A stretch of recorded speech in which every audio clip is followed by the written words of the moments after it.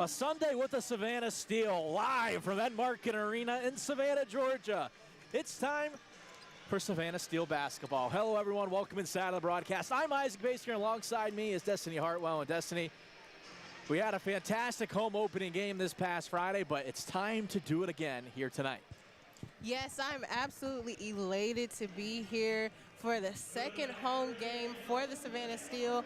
I mean, that game Friday night was electric, and I'm really hoping that they'll just continue that tonight.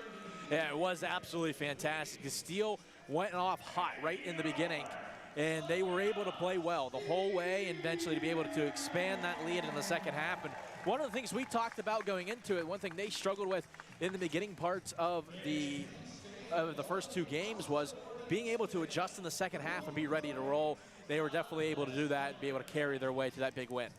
Absolutely. I mean, like you mentioned, they were having some third quarter trouble, I think, in those first games last week, and then this week and on Friday night, it didn't even seem like that was even a thing. I mean, from the beginning, from jump ball, they were the aggressor, and they kept that lead mostly the entire game, if not the entire game. Jacksonville on the other side is the team that came in. We're 1-1 in the first two games. Played yesterday against that same Greensboro team we were able to see earlier that we saw on Friday, and they were able to have a big lead, but that lead shrunk in the fourth quarter, and they were able to eventually hold off and pick up the win, a 4-point margin in that one. As we're getting ready for a little bit of America Beautiful here and the national anthem, we'll step aside and have everyone listen in.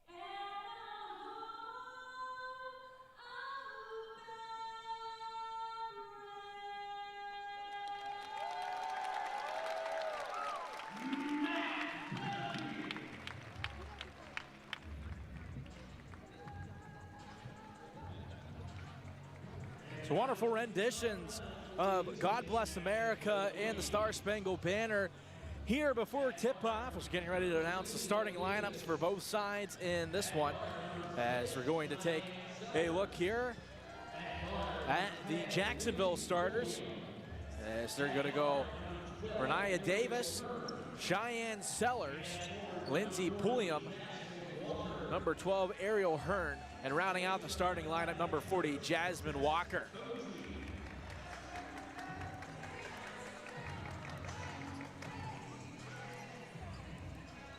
So now prepare for the starting lineups here in just a moment for the Savannah Steel here tonight.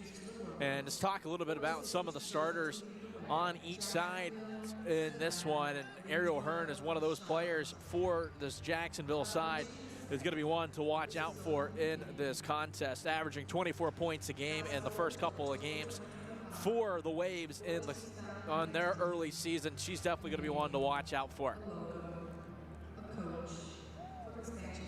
I completely agree as well. I think some other players that we can definitely see and expect to see play well. Lindsey Pulliam, I think she's also a player that we're going to see play pretty well. I mean, she's a name that she's a name in itself. I mean, she's just so talented on the court, and so I'm very interested to see how she does in this game as well. That's it, and go even one more of that. Cheyenne Sellers, 18 points per game so far is the average for her. Someone else to be able to watch out for here tonight, as it looks like we're now getting ready to announce the starters for the Steel, as we have the intro video going on here at Enmarket Arena. The lights are down.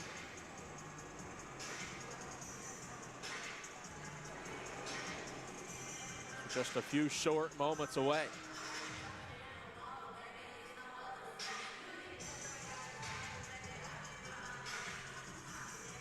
So starters will come out of the tunnel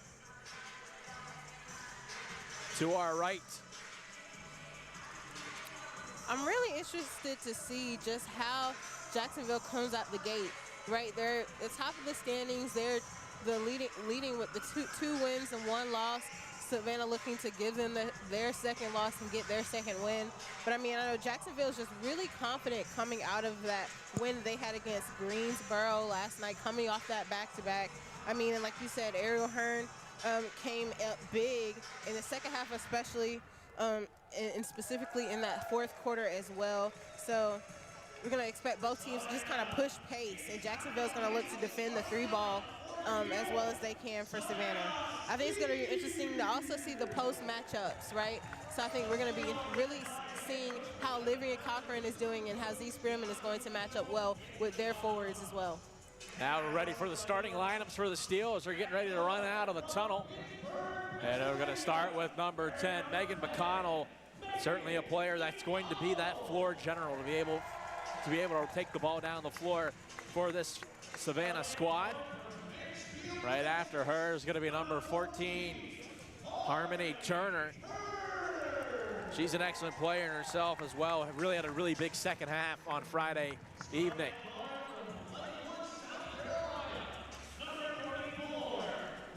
And Lauren Taylor's up next.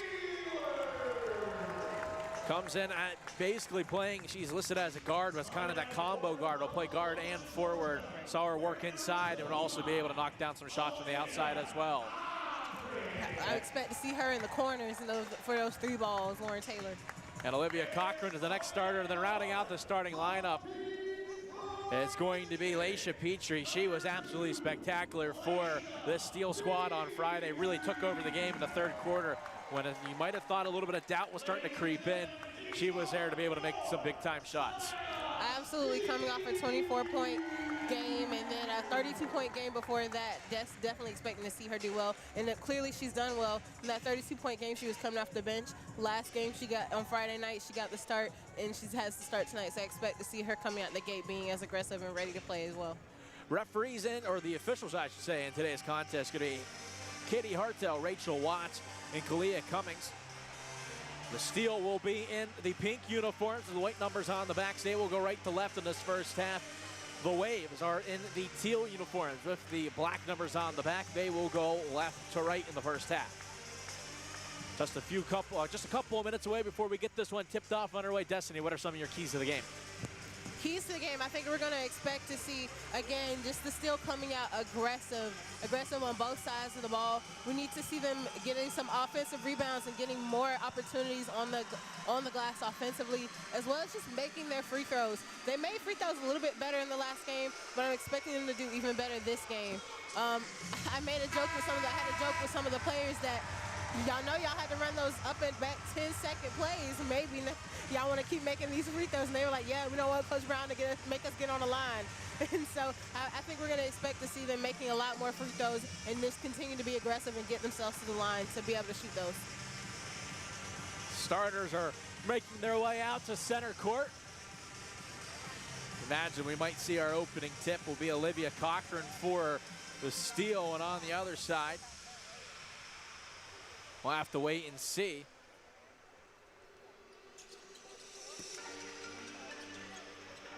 Who's getting ready to take this opening tip?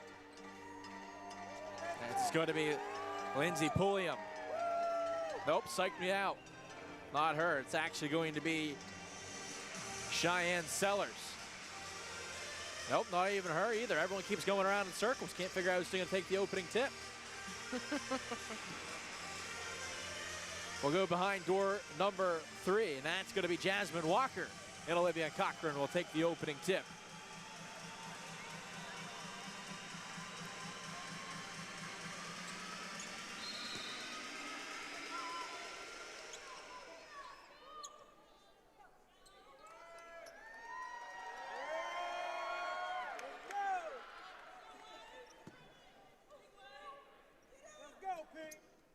Sunday afternoon hoops is underway. Taylor right off of the jump. Tries to lay it in. Those a little bit too strong. Rebound grab by the Waves. They look to work it forward on this side. Sellers goes across the minute line. Passes to the left side. More towards the top of the key. Dribbling the right, handing it off. Looking to cut their way in is Hearn. Into the paint. Off the window and good. 2-0 lead for the Waves in the early coming. McConnell gets across half court, and Wow will slow it down. Looking to find a player on the left side, that being Taylor. Underneath Cochran on the left block. Now towards the paint, goes up for the fadeaway. Off the window and good. Olivia Cochran is a player we're going to have to see continuing to just be aggressive on the glass, be aggressive offensively. She's got to get her points and get herself going early. Off the window, and finishing that one off was Cheyenne Sellers. Some offensive heavy possessions here in the early going as 3 of 4 trips have resulted in points. McConnell works up top, goes to the right wing. Turner for 3 off the front iron. Rebound grab by Sellers. Carries down the other side, dumps it inside, pass too far, picked off by Harmony Turner. Turner looks to run, slows down at the top of the key, now looks to make a move inside, goes to the left block, tries to get the shot off, she does, and she's fouled in the process. Harmony Turner will head to the line and shoot 2. Picking up that foul is Ariel Hearn, so that's a big one to look at too as well. Hearn already with that first personal foul. You get 6 here in the UPSHOT League. That's equivalent to what they get in the WNBA as well, but you know, early fouls is something a coach does not want to have to see. I completely agree. I think also we're seeing Z Spearman get ready to check in, so you can tell that the Steel decided to go with a smaller starting 5 lineup with Lauren Taylor being in there. And Lauren Taylor only being 5'11", right? And Z Spearman just being as tall as she is at 6'4", brings that height and brings that size that the Steel have and could really use over a team like Jacksonville, who definitely is guard heavy. Turner makes the first. I think also part of that comes to as well that 2 baskets already for Jacksonville, both inside. As Turner finishes off both of them, we're back to being all square at 4 apiece. Hearn over to the near side. Dribbling around is Walker, gets to a teammate and Sellers. Kicks it out of the left wing now underneath. Walker looking to spin and try to go up top, and that one's nothing but net. It's a 6-4 lead for Jacksonville. McConnell barks out the orders. Gets it to Taylor on the left wing. Looks to get inside to Spearman, and they do. Spearman, mid-range jumper off the back iron, and rebound grabbed out of the air by Davis. Davis passes to the right corner. Mid-range jumper from there. That one's too strong. Rebound grabbed out of the air by Turner. Turner looks to push her way forward. It gets it over to Petrie. Her first time touching the rock in this one. Hits it back up top to Turner. Turner asking for some help. Dribbles to the left. Now stops. Straight away. 3. That one's off the mark. Rebound grabbed by Ariel Hearn. Hearn gallops her way down the right side. Floats it inside to a teammate and able to finish it off is Cheyenne Sellers. Jacksonville's doubled their lead. It's 8-4. The Steelers starting out kind of slow. I feel like we're looking to them to get more aggressive. We see Harmony Turner getting those balls in. They're struggling to move without the basketball. Taylor outside, McConnell for 3. That one doesn't hit anything. And it'll be Jacksonville Waves basketball. The open shots seem to be there so far. Destiny is not falling quite yet. Not falling quite yet. I think also they're just not moving without the basketball again. In the game Friday, we saw the Steel moving every single time the ball was passed. We saw the cuts, we saw the passes, we saw the handoffs. So basically what Jacksonville's doing right now, Savannah was doing Friday, so they need to kind of match just the energy of the Jacksonville Waves right now. Floater doesn't fall inside by Davis. Spearman's able to grab the rebound and keep it alive. Petrie the other way, now goes to the left block, spins inside, off the front of the rim, won't fall, goes off of the bodies, and we're gonna say it's gonna go Jacksonville's way, as you can tell that Coach Coretta Brown might not be thrilled with what she's going with. 3 fresh players coming onto the floor. Get a look at the replay here in building.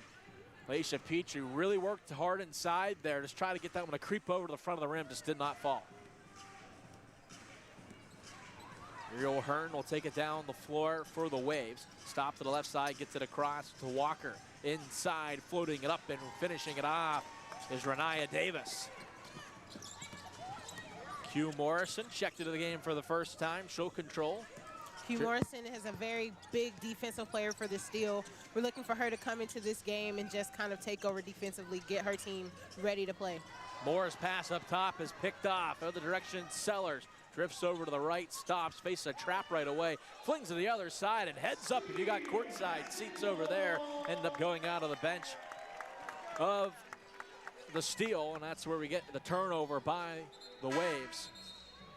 3:59 into this contest.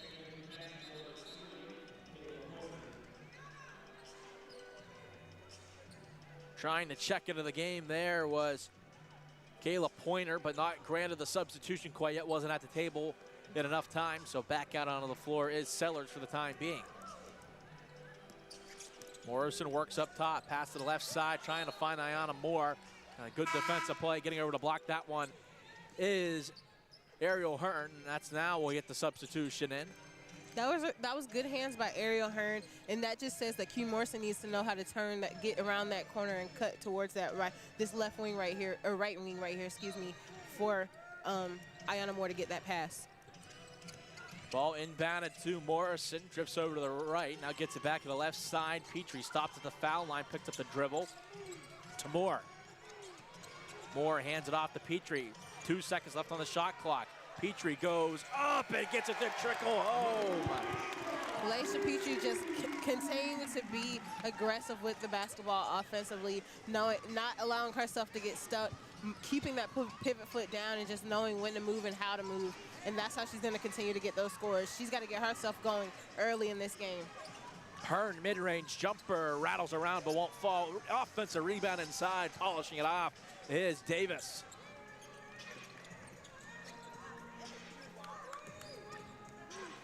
Morrison looks to get things started for the Steel. Pass to the corner. Sydney Shaw fakes the shot, drives to the lane. Mid-range jumper off the back iron, but rattles home.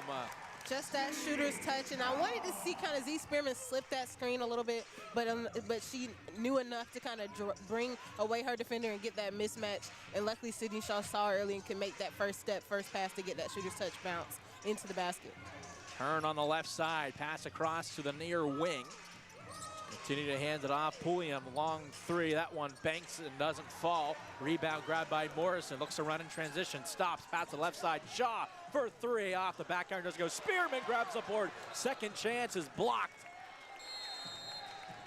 And that's going to send us to a media timeout, I believe.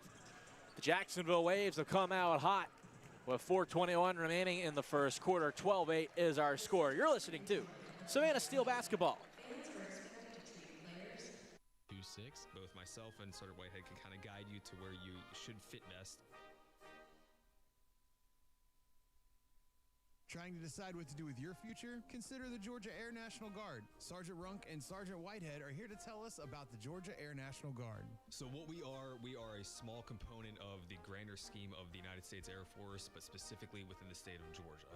We offer a ton of benefits, we offer a ton of career fields, but really we're just a small aspect of what the Air Force offers and the DoD offers across the entirety of the force. So you can be in the Air National Guard and still be a civilian? We have tons of benefits, like our educational benefits that allow you to still be a full-time student and not sacrifice any of that time away, but also still get to take advantage of all the career fields that we have in the Air Force. For anyone who might be interested in joining the Air National Guard, how can they get a hold of you? Look us up online, Georgia Air National Guard Recruiting, and you'll find your local recruiter. You can also give a call to myself directly at 912-308-6426. Both myself and Sergeant Whitehead can kind of guide you to where you should fit best. Savannah, hockey season will be here before you know it. The hits, the goals, the noise inside Enmarket Arena. Your Savannah Ghost Pirates return this fall, bringing loud crowds, big moments, and nonstop action on the ice. So call the crew, pick your seats, and get ready for another season of hockey in Savannah. For more information, visit ghostpirateshockey.com. Savannah, the Steel are bringing the power of women's professional basketball to Enmarket Arena all season long. From big-time plays to an electric crowd, every game delivers the intensity and excitement basketball fans have been waiting for. Don't miss your chance to be a part of the action with Savannah Steel basketball. Get your single game tickets now at steelupshot.com.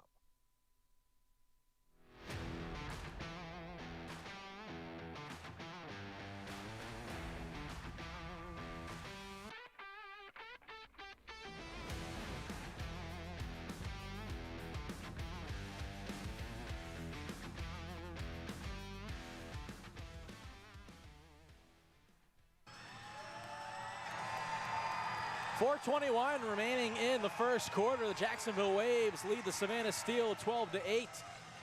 Here on this Sunday afternoon Hoops Showdown, Steel will have the offensive possession, trying to get the inbound in with 12 seconds on the shot clock. They'll have it on the baseline. Absolutely. We're seeing that Coach Brown is keeping the same 5 in right now. She wants them to continue to be aggressive. We saw a little bit more ball movement as the game progressed with this 5 in right now. So I think she's expecting them to kind of just bust it wide open in regards to offensively getting the ball, getting some points. Morrison's inbound pass finds Petrie looking to work at the top of the key. 5 seconds now on the shot clock. Shaw, pump fakes, tries to cut her way to the lane, goes up strong, is fouled, doesn't get it to roll home, but will head to the charity stripe and will shoot a pair. Sydney Shaw just being aggressive. She kind of took some time, I think, to get into her groove of things. I mean, in that last game, she played very well in that last game and being aggressive offensively and getting herself involved. And we can see that she's just continuing that into Sunday night as well. Picking up the foul on the play, I believe, was Taylor Soul. Sydney Shaw on the line. First one is good for Sydney Shaw, a rookie out of West Virginia University, native of Miami, Florida. Spearman takes a seat, Taylor back in.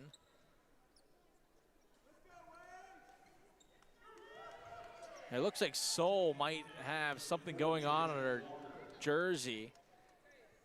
Can't tell if she might have drew a little bit of blood, but she's going to go right to the bench right now. And checking in for her is Jasmine Walker. Shaw's second one, also good. Making it back to being a 2-point game. Cheyenne Sellers controls the ball, looking to get around Shaw, but Shaw's right all over her. Pass to the right wing, thinking about the three as Pointer. Doesn't want to take it. Now down to 5 on the shot clock. Kicks it to the corner. Now trying to drive in and not being able to finish it off on the play. That being number 10, Lindsey Pulliam. but she's knocked down, she's fouled. Ayanna Moore picks up the foul. Her first, team first. That was overall mostly a good possession. I mean, the steal to switch with the guards. Q Morrison fighting over that screen and knowing and Sinshawn realizing that she needed to kind of help and get back to her play her defender as well. And so that was just overall a good defensive movement by the Steel. Unfortunately, ends with a foul, but it's on the floor, so they get another chance. Inbounding this one, Sellers up top trying to get in. His Pointer lost the handle. We'll see where it goes. Goes off of the Waves. Now we're going to have a discussion underneath. And they changed their mind, so possession will stay with Jacksonville on the baseline.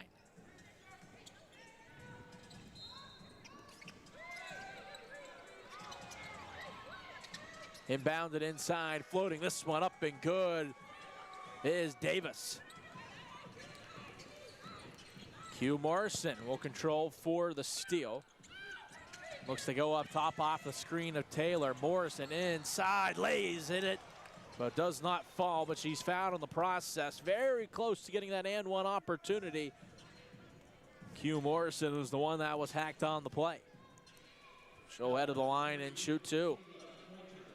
I think we're going to have to see the Steel continue to be aggressive. I mean, what they did Friday night with forcing themselves to the line is what they're going to have to do tonight as well, by forcing themselves to drive, forcing themselves to get to the line, and then turn around and rewarding themselves with the made free throws. Yeah, that's the first made one right there by Morrison. Kayla Pointer was the one that suffered the infraction, as that was her first foul. Team foul number 3 of the quarter.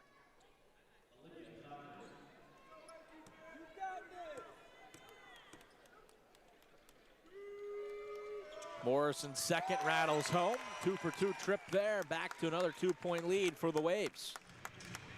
Pointer will take it across half court. Dribbles on the left side, hands it off for a teammate in Sellers. Morrison's all over her. Sellers looking to spin. Goes up and under. Tries to float it in, doesn't go. Ball pinballs around and finds Q Morrison. Morrison looks to run in transition. Kicks it over, left side, Turner. Inside to Cochran, looking to spin and go up strong, doesn't fall. Rebound grabbed by the Waves. Olivia Cochran is going to have to realize when she's on the left side in that mismatch, you need to go up with your left hand, because she was being hacked on the right side. She definitely should have been able to use that offhand. Pulliam inside is able to get it to kiss off the rim and the backboard to go home. Back to a 4-point lead, 16-12 in favor of the Waves. Morrison right side, hard pass underneath. Cochran goes up and she's hacked on the play. And she'll head to the line and shoot a pair. A lot of shooting fouls in the early going against this Waves team. The guards are going to have to continue, the Steel guards are going to have to continue to get the ball on the inside. Again, we want to see that post matchup, that forward matchup, and I think the Steel have the upper hand when it comes to who they have on the roster in the forward position. And so I think definitely just being patient. I think Olivia Cochran could have gotten the and one if they would have allowed her some time to establish her position first and then pass it in. But either way, she makes that first free throw. Duke Balgak was the one that picked up the foul for the Waves. Cochran made the first. Second one also falls.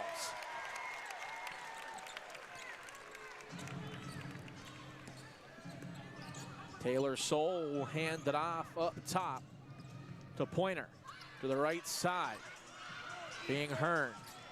Hearn backs off, looks for the screen, gets it over, now finds the roller. Pass inside, it's gonna be knocked away, and the Steel will pick it off. Ayanna Moore on the left side loses the dribble, tries to race it down, keeps it in play momentarily, but it's gonna be grabbed. Go the other direction, Soule. With another teammate, Soule on the return feeds, able to finish it off. Although it was a turnover by Ayanna Moore, the defense into Ayanna Moore getting that ball is what the Steel need to do continually every possession. Moore cuts inside with the floater, gets it to finish off. Steel right off. Taylor looks to go inside to try to tie, lose the handle, battle for it, finds Turner, her floater doesn't fall. Rebound, battle for out of the air Bolgak's able to get it forward on the right side. In transition, Griggs for three off the back iron and glass. Rebound grabbed by Harmony Turner. 1:25 remaining in the first quarter. 2-point lead for Jacksonville. McConnell at the logo. Slows it down, gathers the dribble again. Turner on the left side tries to drive, doesn't like it, out. Taylor for three, got it! And the Steel are in front for the first time, 19-18. I think we just had to see Savannah kind of settle into this game offensively, which I think they have in this first little bit with this 1 minute left. Bolgak on the other side, the big's able to knock down the tray. That was a nice shot. And it's back to a 2-point lead for Jacksonville. McConnell controls with under 50 seconds remaining in this first quarter to Taylor, back to McConnell on the left side wing. McConnell drives inside, floats this one off, does not fall. Bolgak grabs the rebound, kicks it over to left side to Hearn. Continues to go forward on the left side. Trying to drive underneath for the reverse layup and getting it to fall on the play is Kayla Pointer. 25 seconds remaining in the first quarter. The Steel might slow it down and wait for one last shot as there's about a 4.5 second differential between the shot and game clock. Moore up top of the left wing. Stops, picked to the dribble to Harmony Turner.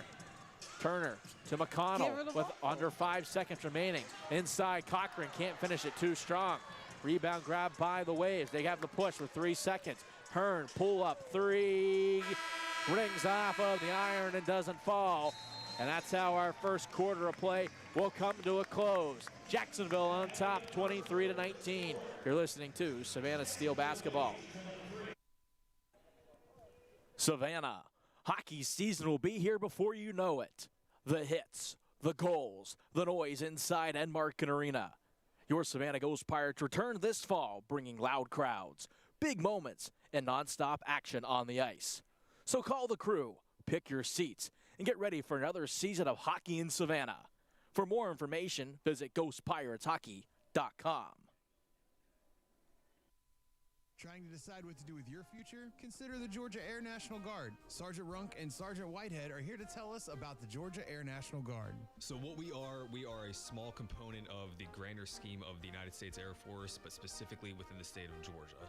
We offer a ton of benefits, we offer a ton of career fields, but really we're just a small aspect of what the Air Force offers and the DoD offers across the entirety of the force. So you can be in the Air National Guard and still be a civilian? We have tons of benefits, like our educational benefits that allow you to still be a full-time student and not sacrifice any of that time away, but also still get to take advantage of all the career fields that we have in the Air Force. For anyone who might be interested in joining the Air National Guard, how can they get a hold of you? Look us up online, Georgia Air National Guard Recruiting, and you'll find your local recruiter. You can also give a call to myself directly at 912-308-6426. Both myself and Sergeant Whitehead can kind of guide you to where you should fit best.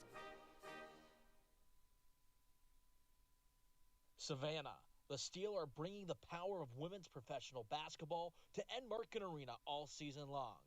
From big-time plays to an electric crowd, every game delivers the intensity and excitement basketball fans have been waiting for.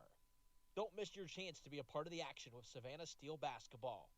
Get your single game tickets now at steelupshot.com.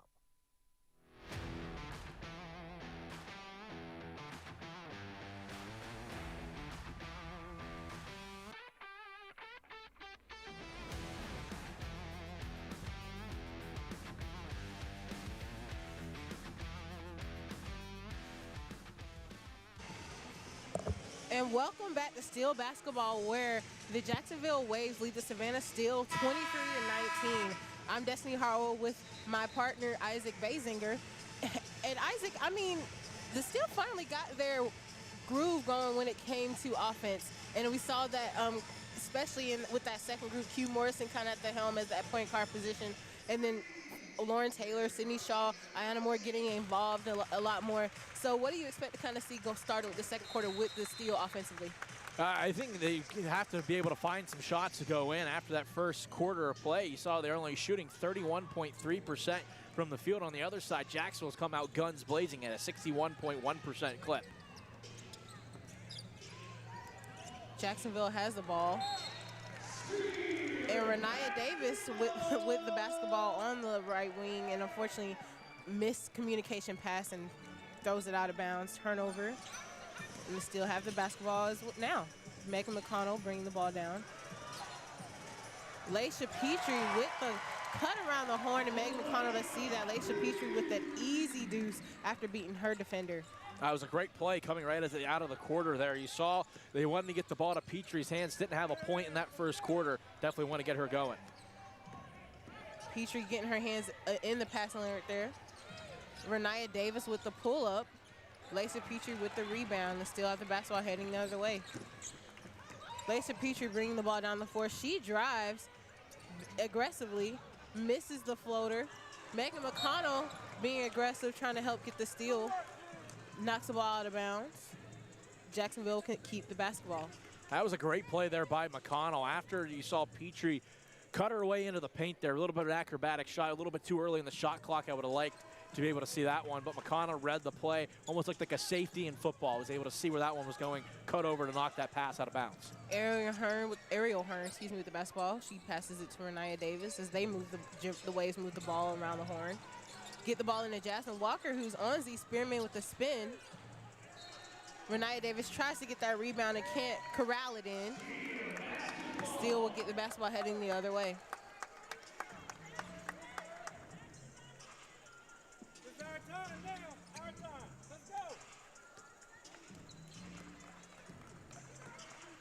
Megan McConnell bringing the ball down the floor. She's on the right wing. Passes the ball into the high post for Z Spearman, who drives and gets the and one call. And that foul will be on Jasmine Walker for the push. Z Spearman will be shooting one at the line. That was a great play there by Spearman. You can tell she is the biggest body on the floor in this game, no matter what. And you're going to expect a lot out of her. She did a great job going in, using that upper body strength to be able to finish it off while being hacked in the process. Absolutely. She's going to have to keep the ball high and make sure she plays high. I mean, she's going to get fouled every time as long as she continues to do that. She makes the first, her and one. And now the Waves are bringing the ball back down the floor the other way with Ariel Hearn. Ariel Hearn takes the slip screen from Renaya Davis and passes the ball. And Z Spearman gets her hands in the passing lane and gets the steal. Harvey Turner corrals the basketball. Now she's driving the other way, passes out to Lauren Taylor for the three. It's a little short. Lauren Taylor hustles to get the rebound back. Z Spearman passes it to Laisha Petrie, who drives, takes the basketball. She misses the layup. The Waves corral that basketball in with Lindsay Pulliam and are heading the other way. Megan McConnell with the steal. Now she's driving in transition, and she makes her basket in transition. And now the steal lead 26-23 with 7:44 left to go in this quarter. Great play there by McConnell. Read it the whole way, was able to steal it and go end to end to finish it off. Megan McConnell corrals that rebound after the Waves missed that shot. Megan McConnell passes it to Harmony Turner on the left wing, gets it into Z Spearman, who's aggressively taking the drive.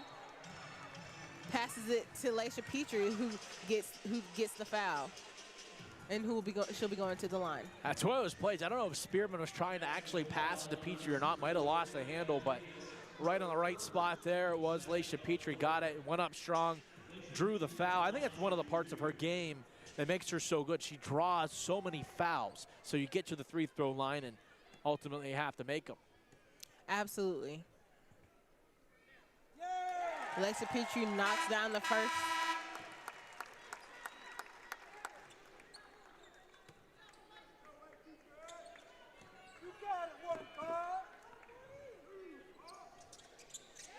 And she knocks down the second one. Ariel Hearn is now bringing the ball for the Waves. Megan McConnell playing some tight defense on her. Jasmine Walker with the screen. Z Spearman looking to help. Ariel Hearn passes it to Jasmine in the mid-range, who gets it over to Sellers. Sellers drives on Laisha Petrie, and Laisha Petrie gets the foul. Sellers did a fantastic job there, I thought, of being able to get inside. Had that step in and drew the contact, and I believe this is the first time the Waves are heading to the charity stripe in the game. Absolutely, yes. They've been playing some good defense, Savannah has, without fouling, which has been a big thing, especially in that first quarter for them, to allow them to get that momentum to go. and take the lead right here. Cheyenne Sellers makes that first one. It's still now up 28-24.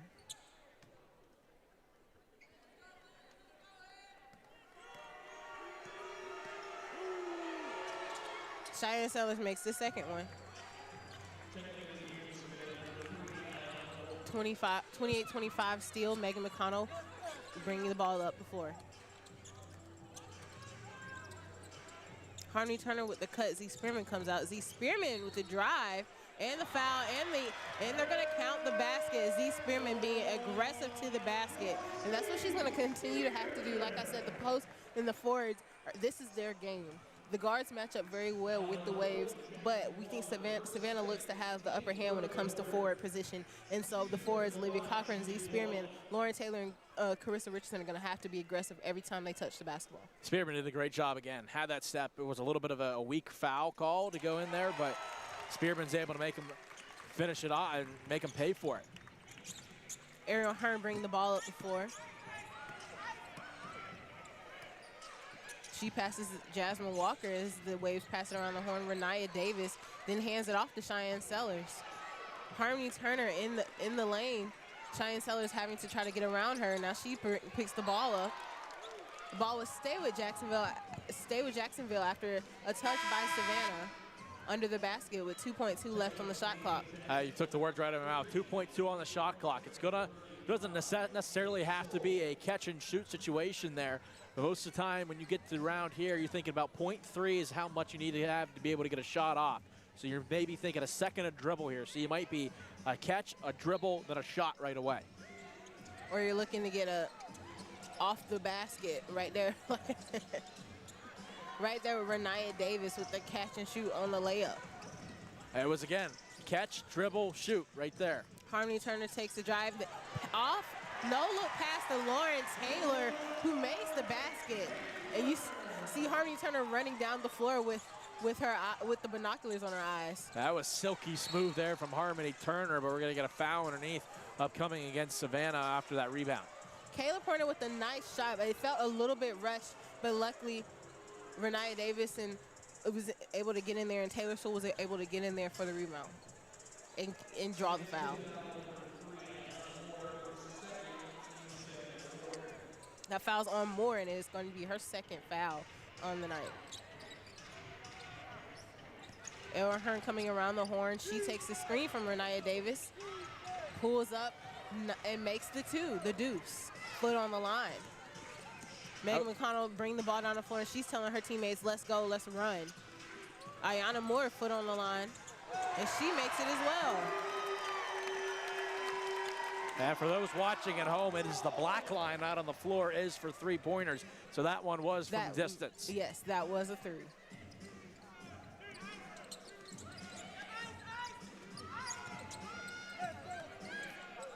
The Waves moving the basketball really well. Lindsay Pulliam pulls up from three. That's a good shot. Z Spearman gets the rebound. Has to keep the ball up, though. As being the tallest person on the floor, there's no need to bring that ball down. Ayana Moore heading the other way and gets Megan McConnell on the line, who passes it back out to Moore, who's taking the drive, passes it out to Taylor. They're still moving the basketball as well as the Waves were on the other side. Harmony Turner trying to make a move. Passes it to Moore on the left wing, and unfortunately Moore can't corral it in without coming down on the line.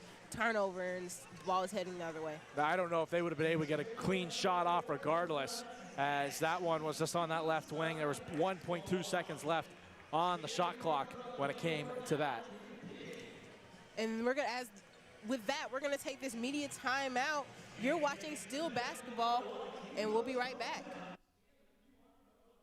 Savannah, the Steel are bringing the power of women's professional basketball to Enmarket Arena all season long.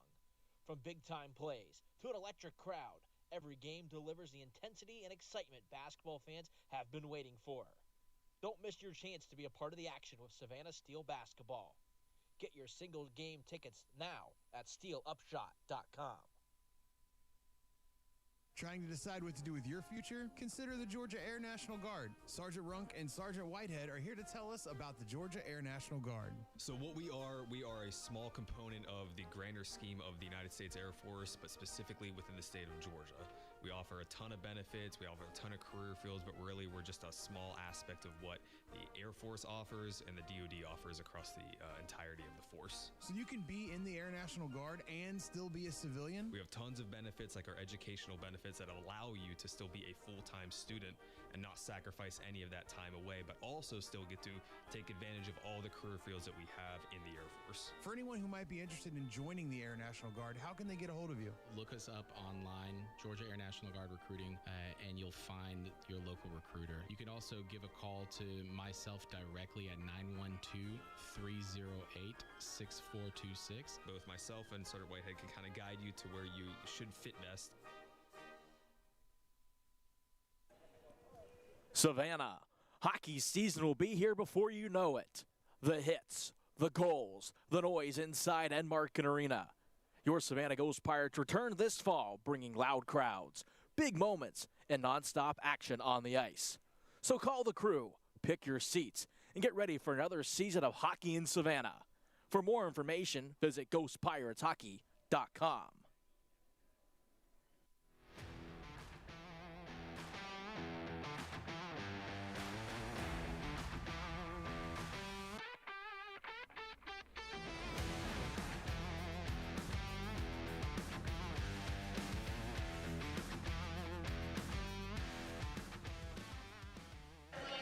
Welcome back to Steel basketball, where the Savannah Steel are leading the Jacksonville Waves 36-29.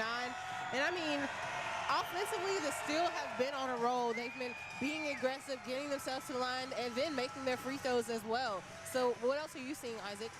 Just looking at the stat sheet we have here in front of us.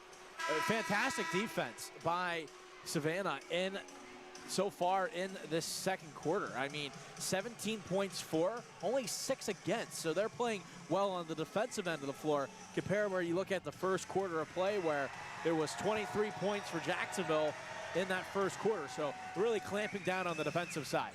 I mean, and again, going off of that offensive aggressiveness by the Steel, I mean, they're 12 for 12 to the Jacksonville Waves 2 for 2 free throws. Jacksonville starts out with the ball. Again, moving the ball around the horn.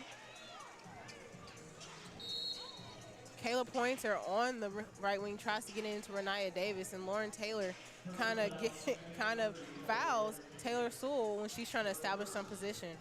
That'll be her first foul. Fourth team foul for this deal. Ball on the foul on the floor, so the Wings will take it out on the sideline. You're coming off of a screen like that. You can bump them, but you can't go full-on forearm shiver inside. That was good ball movement by the Waves. Good defense by the Steel, just unfortunately not quick enough in moving to the next and the help side to stop that ball from getting to Renaya Davis as she drove to the basket. Q Morrison on the drive. She fakes and gets fouled by Kayla Pointer. Yeah, it looked like Morrison was driving in there and went the pump fake, and then on the way back up, she got the ball swiped out of her hands, but the referee underneath must have saw that there was enough contact, and that's what's going to send Morrison to the line.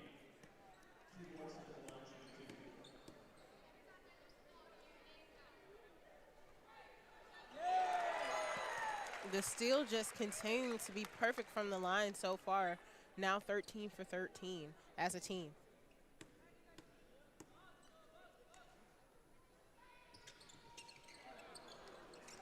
Morrison misses her second one. Renaya Davis with a rebound and bringing the ball up the floor for the Waves. It's where we remind everyone that broadcaster jinx is not a thing. Taylor Sewell with the screen for Renaya Davis. Renaya Davis kind of mishandles a little bit and gets it back. Kayla Pointer on the drive gets fouled by Ariel Colon and wants that ball, and makes the shot and wants that to be on the floor, but the refs are not going for that.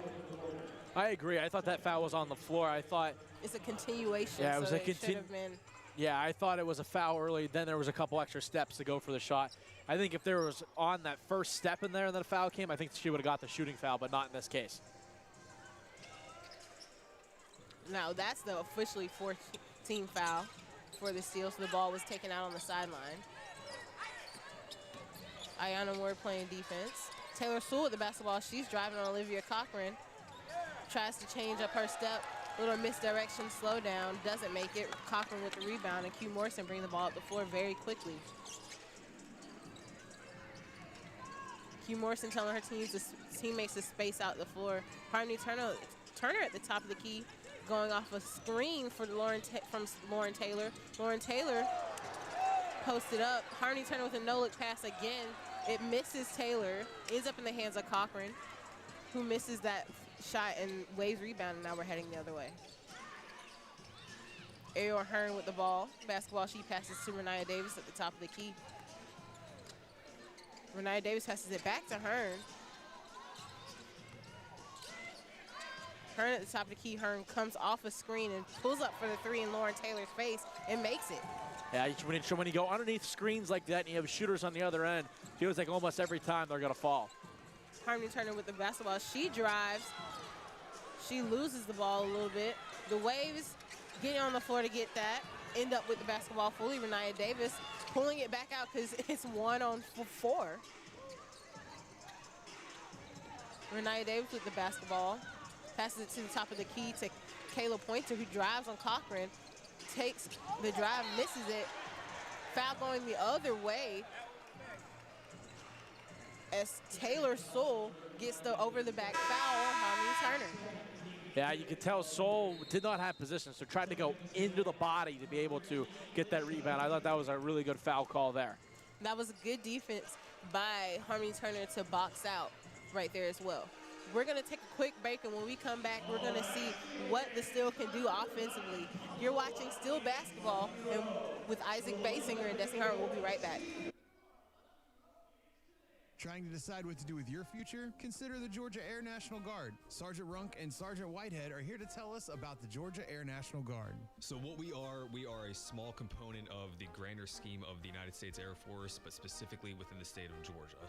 We offer a ton of benefits, we offer a ton of career fields, but really we're just a small aspect of what the Air Force offers and the DoD offers across the entirety of the force. So you can be in the Air National Guard and still be a civilian? We have tons of benefits, like our educational benefits that allow you to still be a full-time student and not sacrifice any of that time away, but also still get to take advantage of all the career fields that we have in the Air Force. For anyone who might be interested in joining the Air National Guard, how can they get a hold of you? Look us up online, Georgia Air National Guard Recruiting, and you'll find your local recruiter. You can also give a call to myself directly at 912-308-6426. Both myself and Sergeant Whitehead can kind of guide you to where you should fit best.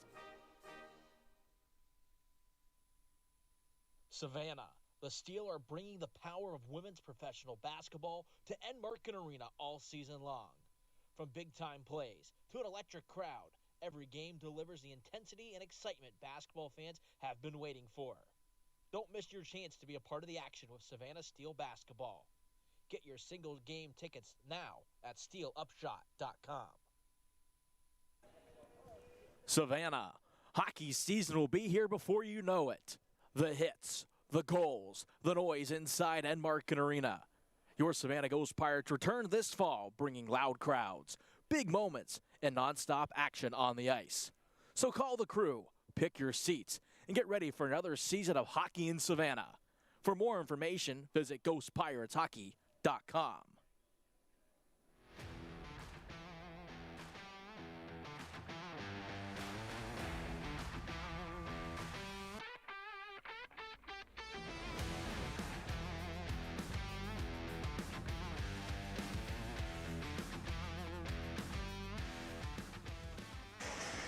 Welcome back to Steel basketball, where the Savannah Steel are leading the Jacksonville Waves 37-34.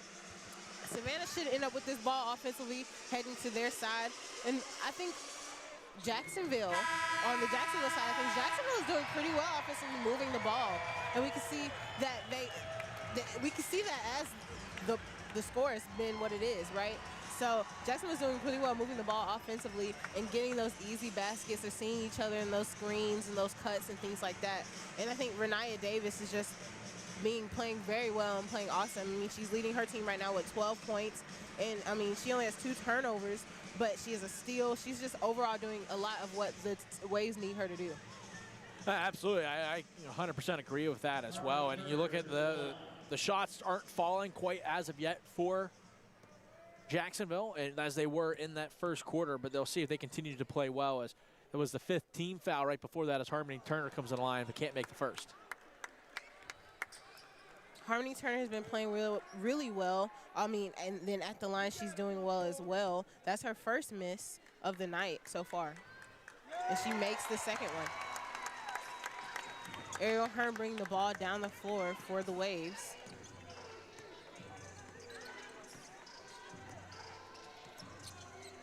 Harmony Turner playing some tight defense on her. Get the ball into Balgak. Gets the ball over to Cheyenne Sellers. Waves moving the basketball around the top of the key. Nice dump pass to Adu Balgak for the easy deuce.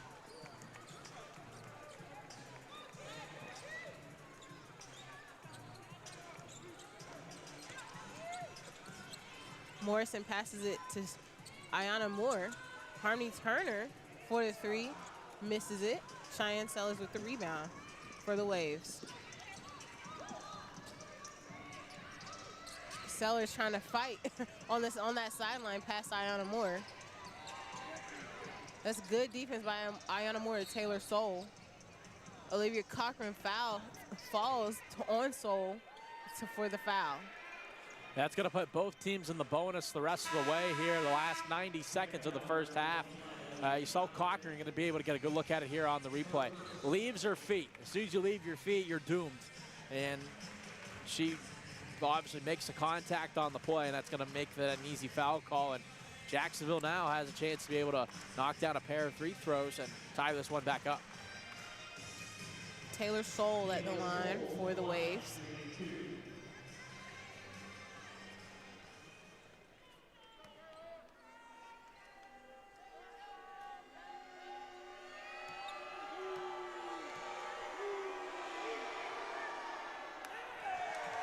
With the help of the 6th man from the crowd of the Savannah Steel, Soule misses the first.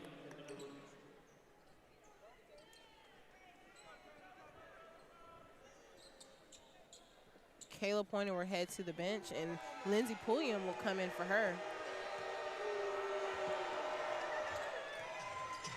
Soule makes the second, and Morrison is bringing the ball down the floor for the steal.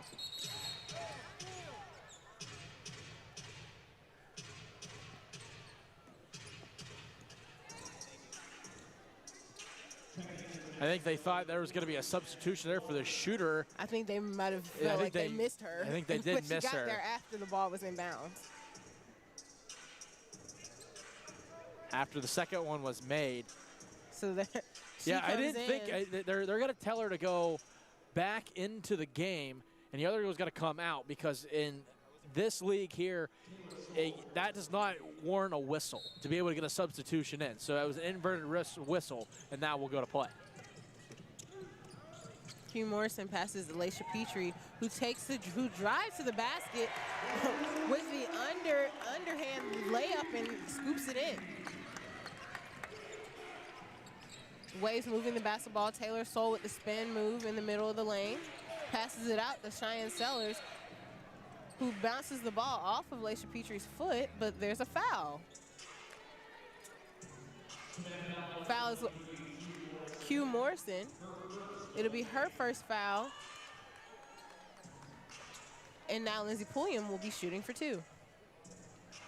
Yeah, it was one of those plays you could have thought it could have been a kicked ball, but they called the foul before that came about.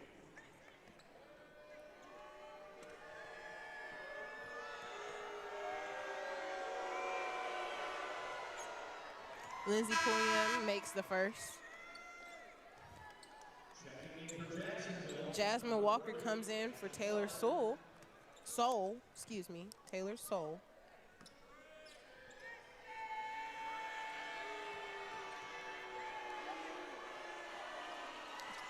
Lindsey Pulliam with nice rotation and makes her second one as well. Back to a 1-point game with a minute left. Q Morrison on the drive on the top of the key. Passes it to Laisha Petrie, who spins and drives out to Taylor,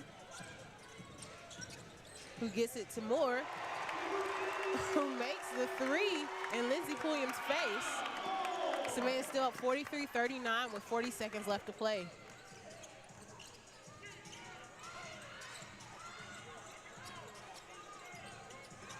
Taylor Horn asking for Jasmine Walker to give her a screen. Jasmine Walker passes the ball around the horn to Cheyenne Sellers for the three, who misses it. Lauren Taylor with the rebound, still heading the other way with about a second difference between game clock and shot clock. I think they're actually completely synced up here, so I think you can wait. You can wait for that last shot here. And it looks like Q Morris, as we saw her do on Friday night, she's probably going to drive to the lane and try to get a layup. Right. Ayana Moore with the cut, passes it to Lauren Taylor, who misses the layup. Ties up Bolgak for the rebound, and that'll end the half. Steel up 43-39 at the half. I thought in that case there in that last play, I thought Moore had a better chance to make her instead of going for that extra pass. Maybe a reverse-handed layup right there because she was kind of by herself and wide open, yes. It can be quite difficult when you're cutting right to the lane there to be able to try to get that chance to be able to get a layup from straight away there. It's a lot easier when you're going from one side to the next to have a chance to be able to make a layup in that case there. But still overall, it was a good look. They thought we were going to see what we were going to get with Q Morrison driving on the right side, decided not to go all the way. I think Jacksonville did their film study, cut that off right away, made her pass inside. It was a really good look. Just we're not able to finish it, but still a really good last look to close out the first half. I mean, we look and we be like, maybe there is such thing as being too good of a teammate when you know where knowing where you are on the floor. Like I said, I think Ayana Moore definitely had a chance to kind of take that herself, but passes to Lauren Taylor for a good shot as well. Unfortunately, just misses that. But again, Steel up 43-39, and we're gonna take the break, and we'll be right back.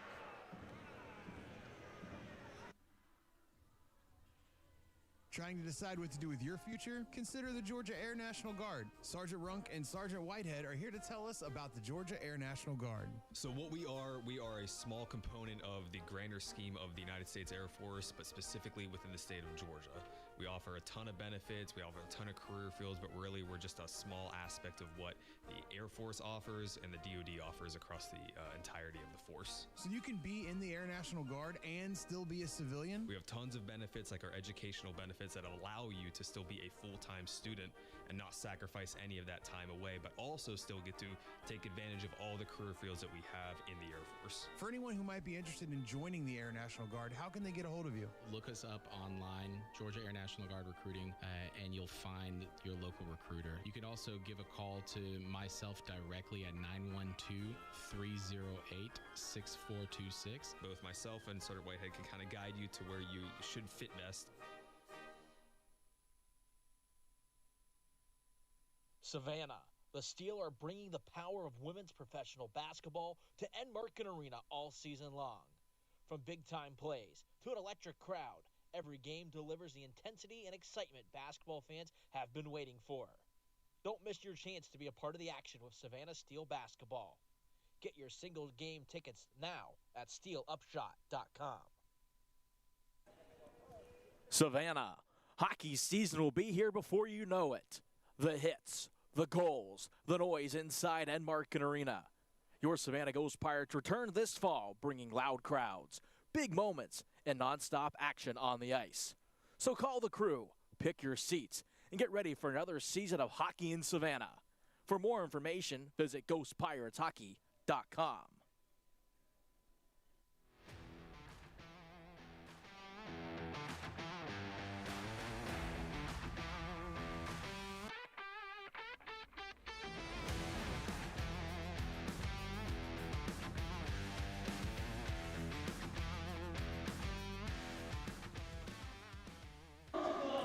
Welcome back to Steel Basketball. We're in the halftime show, and we got a special guest for you, Dan Vaden, a refology consultant, who wants to tell us a little bit about the rules of this league and the rules of what we see with the referees and the calls that they make. Dan? Yeah, it's Don, but Don, it's okay. Excuse me, I'm sorry. I appreciate you having me on. you know, this is an opportunity league for the players. And years ago, the founder of Refology, Shelley Russey, took an opportunity statement to the NBA, WNBA, and specifically for WNBA, where if referees wanted to actually pursue women's basketball to referee on that level, that it was okay. And we now have an opportunity to do it here. So as much as the players have that opportunity to move up and get signed somewhere else, the referees are trying to get somewhere. It could be a better college schedule, or they're trying to get into the grassroots for the NBA or for the WNBA, and there's no better place than here. The competition every night, the rules, the pro rules are a little bit different, and we can touch on that a little bit. If you, in the last couple of games, we've had some off-ball fouls, you know, some away from the play fouls, and that's different than what the players have been used to.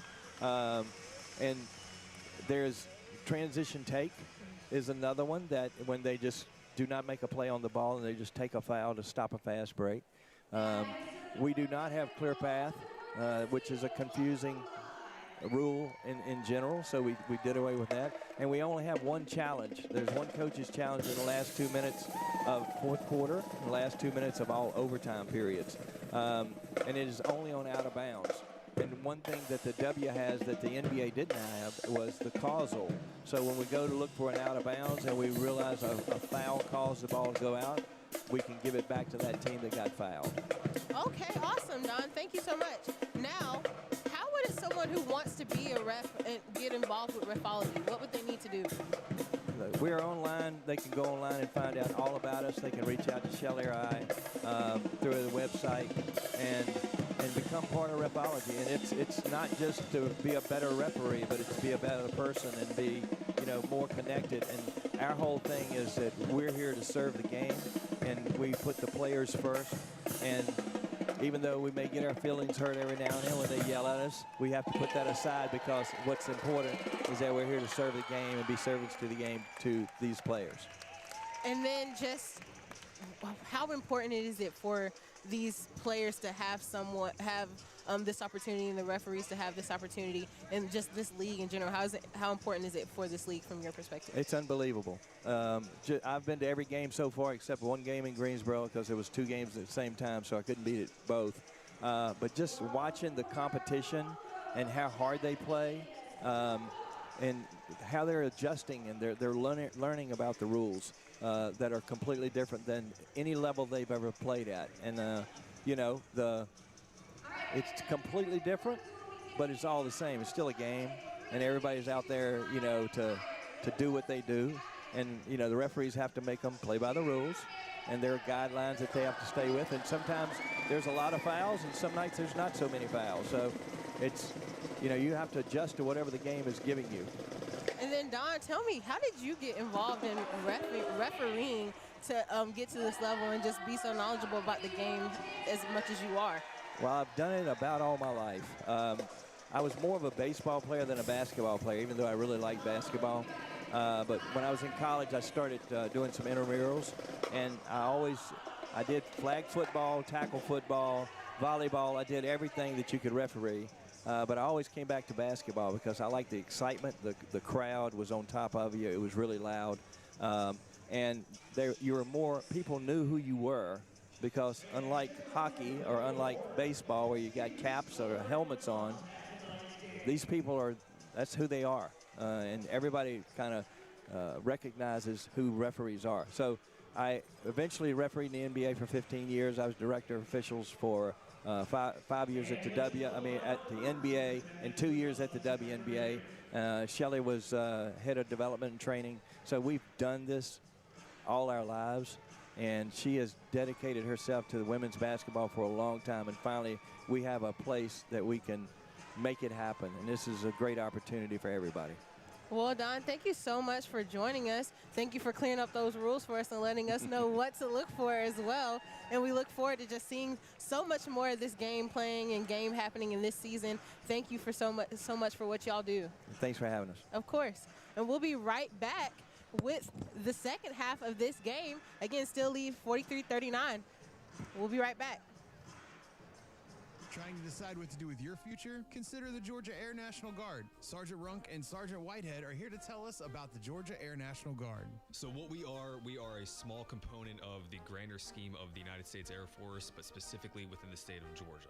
We offer a ton of benefits, we offer a ton of career fields, but really we're just a small aspect of what the Air Force offers and the DoD offers across the entirety of the force. So you can be in the Air National Guard and still be a civilian? We have tons of benefits, like our educational benefits that allow you to still be a full-time student and not sacrifice any of that time away, but also still get to take advantage of all the career fields that we have in the Air Force. For anyone who might be interested in joining the Air National Guard, how can they get a hold of you? Look us up online, Georgia Air National Guard Recruiting, and you'll find your local recruiter. You can also give a call to myself directly at 912-308-6426. Both myself and Sergeant Whitehead can kind of guide you to where you should fit best. Savannah, the Steel are bringing the power of women's professional basketball to Enmarket Arena all season long. From big-time plays to an electric crowd, every game delivers the intensity and excitement basketball fans have been waiting for. Don't miss your chance to be a part of the action with Savannah Steel basketball. Get your single game tickets now at steelupshot.com. Savannah, hockey season will be here before you know it. The hits, the goals, the noise inside Enmarket Arena. Your Savannah Ghost Pirates return this fall, bringing loud crowds, big moments, and nonstop action on the ice. So call the crew, pick your seats, and get ready for another season of hockey in Savannah. For more information, visit ghostpirateshockey.com.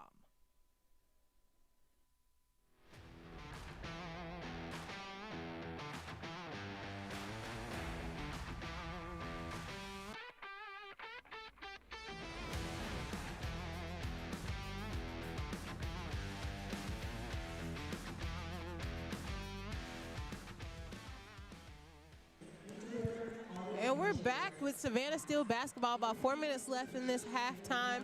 Savannah Steel leading 43-39. And let's take a look, Isaac, at some of these leading scorers of this game so far.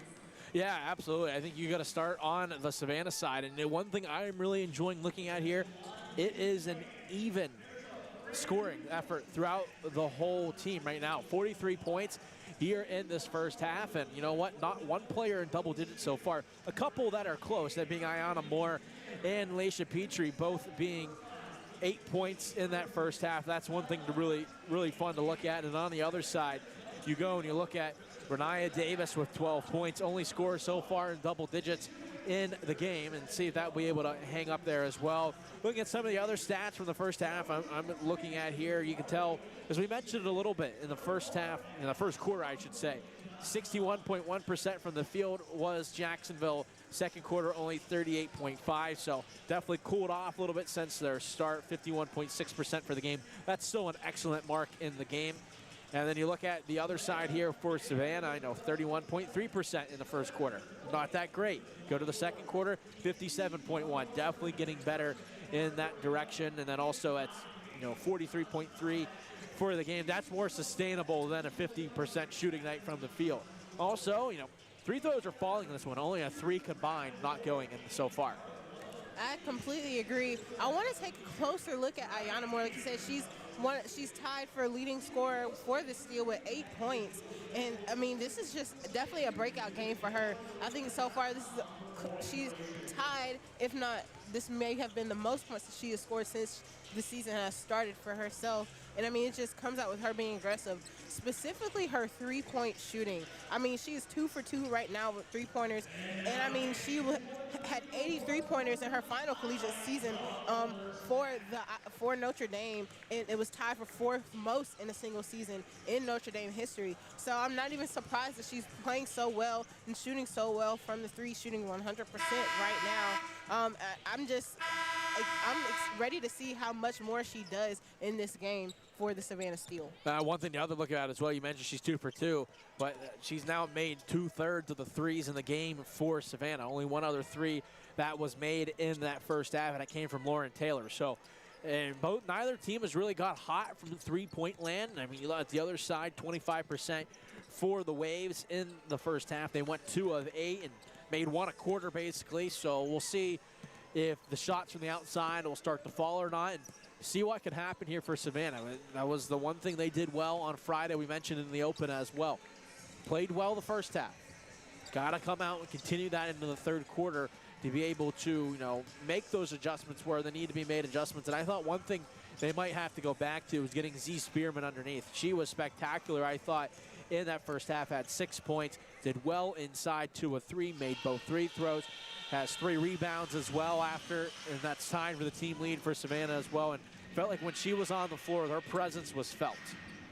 I completely agree. When Z Spearman is on the floor again, she's 6'4", and one of the tallest players besides Bogak for the Waves. Spearman is one of the tallest players on the floor. So when her and Bogak are playing each other at the same time in the game, it's definitely a good matchup.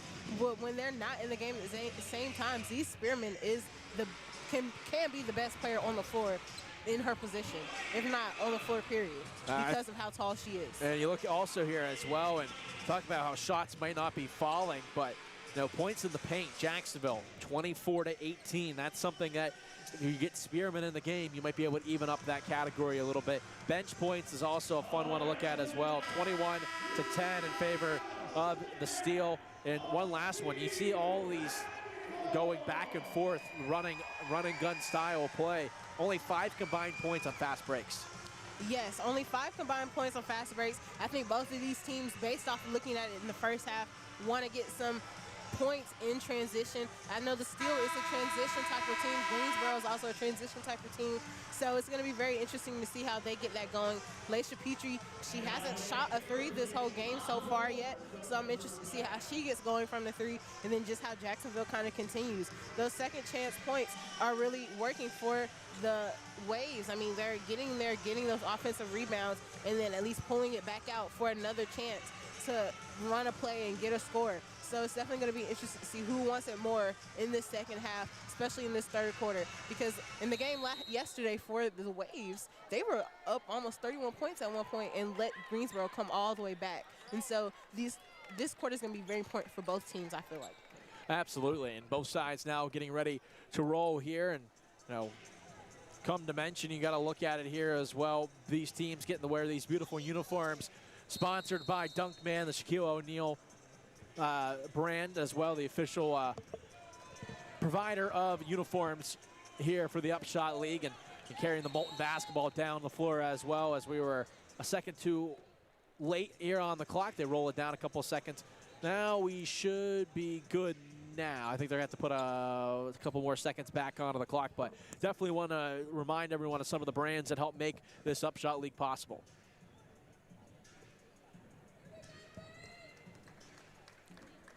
Renaya Davis gets it into Ariel Hearn, who brings it across the mid-court stripe, passes it in to Lindsey Pulliam at the free throw line, who pulls up for a free throw, basically. I mean, that was an uncontested mid-range shot for her.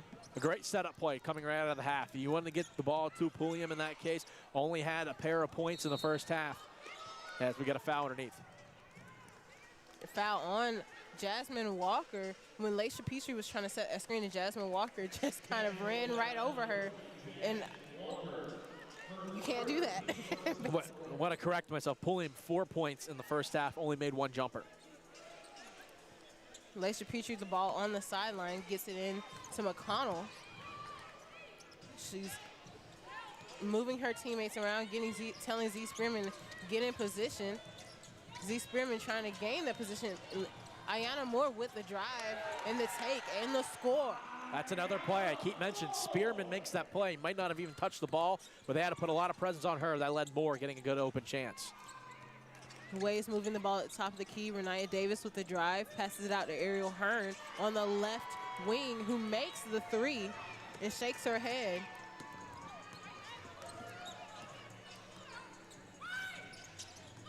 Megan McConnell with taking the screen from Lauren Taylor, passes it off to Ayanna Moore, who passes it to Laisha Petrie, who's trying to make her move at the top of the key. She takes the screen from Z Spearman, pulls up for the 3, gets the step, gets the shot. As you mentioned, first 3 of the contest for Alicia Petrie. That looked very calm, cool, and collected and fired. And wide open at that. Ariel Hearn passes to Renaya Davis at the top of the game, who gets it over to Jasmine Walker, who's going to take Z Spearman to the hole. Z Spearman with the block. Want to talk about dunk, man. That looked like a Shacklick block. Right, Z Spearman left nothing up to chance. She knew exactly where Jasmine Walker was going and played. That was just great tight defense by Z Spearman. The Waves end up with the ball as it was out of bounds on the steal. Ariel Hearn under the basket gets into Lindsay Pulliam, who comes off of the screen, pulls up for the jumper, and it's no good. Laisha Petrie rushing herself down the floor. Cheyenne Sellers playing defense on her. She's trying to set up her teammates. She takes a screen from Lauren Taylor, passes it over to Megan McConnell, who takes the drive, passes it back out to Laisha Petrie, who gets into Megan McConnell for a wide open 3. Shot no good. Lauren Taylor with the offensive rebound and the putback and score. Yeah, they were able to box out Spearman underneath, but Taylor was there wide open on the backside, able to go and tap it in. Cheyenne Sellers looking to be aggressive, finds Jasmine Walker, who's rolling to the basket under the basket. Laisha Petrie with the foul, and Jasmine Walker will be going to the line to shoot for 2. Walker did a fantastic job there. She understood she had the smaller Petrie on her underneath. So she was realized, I have the size advantage, was able to back her way in, and Petrie in that case there, you have to make sure you're either A, out of the restricted area after that shot, and B, got to have your hands straight up in that one because you know she's going to be able to draw a foul quite easily on that play. Absolutely. Jasmine Walker at the line. Takes one dribble. 6-man helps out the steal. Jasmine Walker misses the first free throw.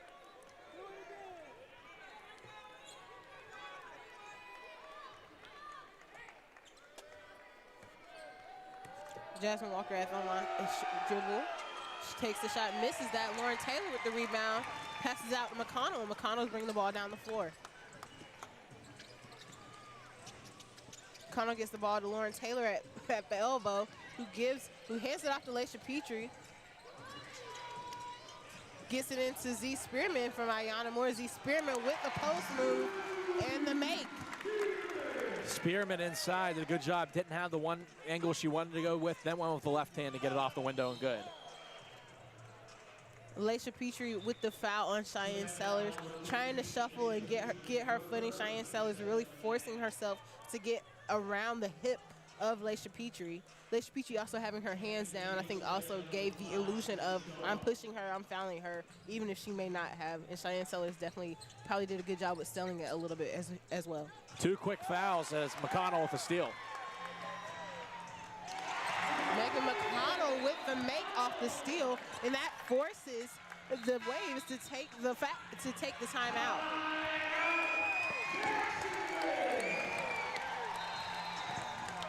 And we'll take a timeout right with them as the Waves figure out what to do in the Steel, as the Steel went on a 10-0 run right there. And we'll be right back. You're watching Savannah Steel basketball. Trying to decide what to do with your future? Consider the Georgia Air National Guard. Sergeant Runk and Sergeant Whitehead are here to tell us about the Georgia Air National Guard. So what we are a small component of the grander scheme of the United States Air Force, but specifically within the state of Georgia.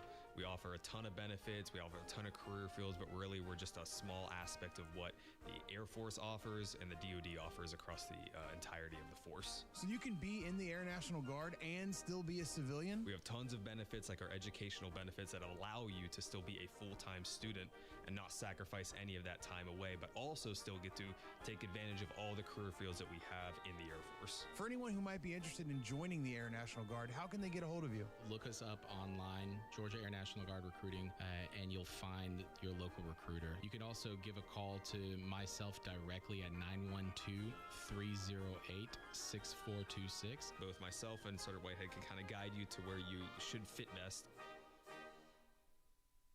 Savannah, the Steel are bringing the power of women's professional basketball to Enmarket Arena all season long. From big-time plays to an electric crowd, every game delivers the intensity and excitement basketball fans have been waiting for. Don't miss your chance to be a part of the action with Savannah Steel basketball. Get your single game tickets now at steelupshot.com. Savannah, hockey season will be here before you know it. The hits, the goals, the noise inside Enmarket Arena. Your Savannah Ghost Pirates return this fall, bringing loud crowds, big moments, and nonstop action on the ice. So call the crew, pick your seats, and get ready for another season of hockey in Savannah. For more information, visit ghostpirateshockey.com.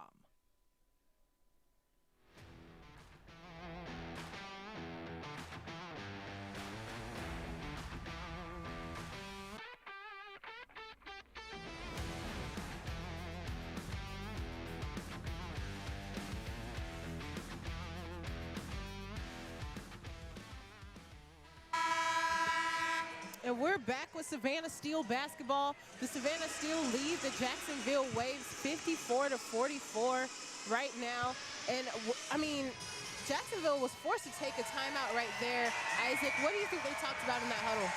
I think it is basically, try to reel it back in. It is still a close game. It's still a winnable game for either side. You maybe had a couple of lackadaisical passes here and there that led to McConnell being able to get a steal. We'll be able to see what's able to happen here as we come out of this timeout. Ariel Hearn bringing the ball across the mid-stripe for the Waves, picks up her dribble, gets it to Cheyenne Sellers, who has to figure out how to pass, calls the timeout for the Waves on the sideline as Ayanna Moore was in her grill, ready to force that jump ball. A quick timeout there, laying on the backside there. That might be difficult to be able to move the ball there, and it always makes you wonder as well if it's going to be a traveling call when you slide across the floor, because technically, no pivot foot down or anything of that nature. We'll keep it here as it's just a quick minute-and-a-half break, and just want to continue to go on some of the points we thought. And fortunately, we were able to have everything working here stat-wise, be able to see all the cool things.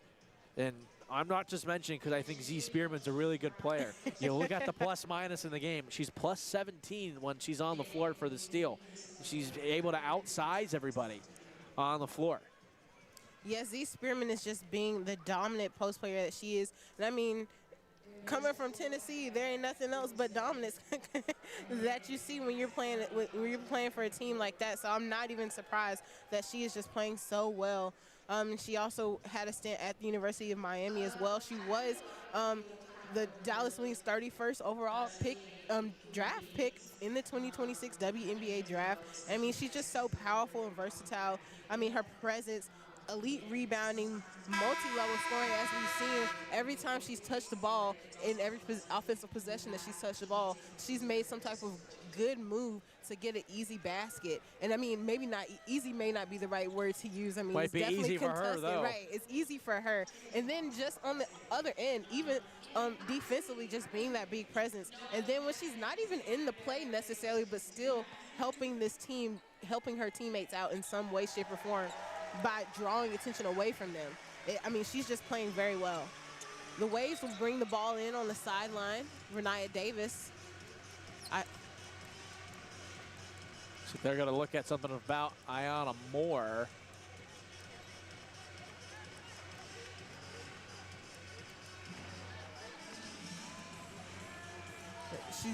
Ayanna Moore getting something checked out with the trainer really quickly. We'll see if they might force them to bring somebody into the game. And it's going to be Ariel Cologne.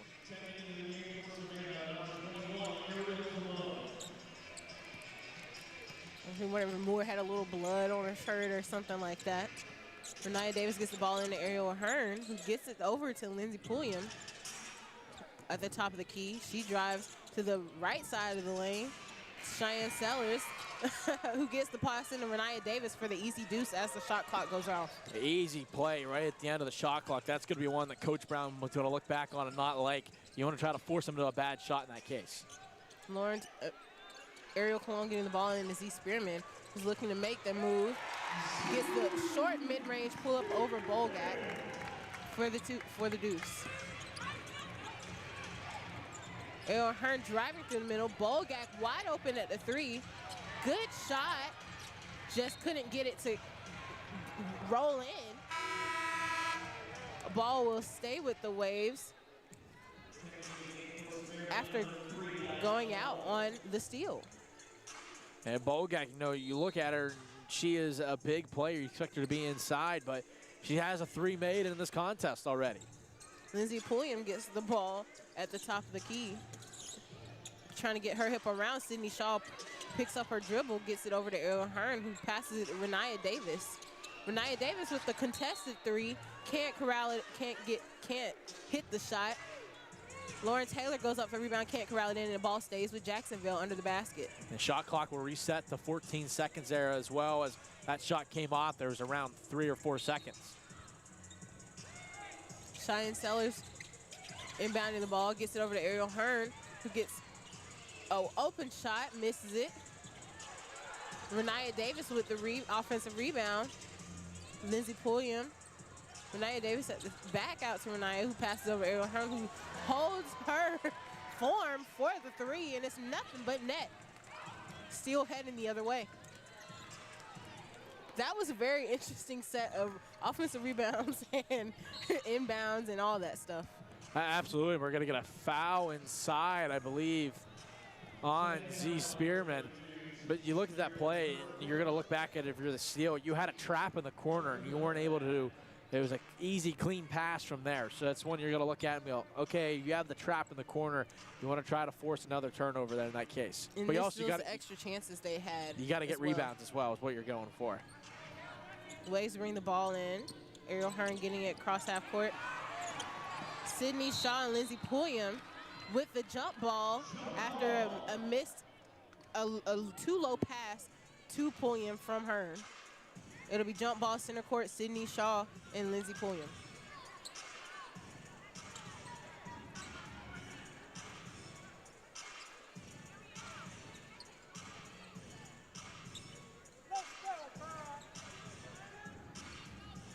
See who can jump the highest.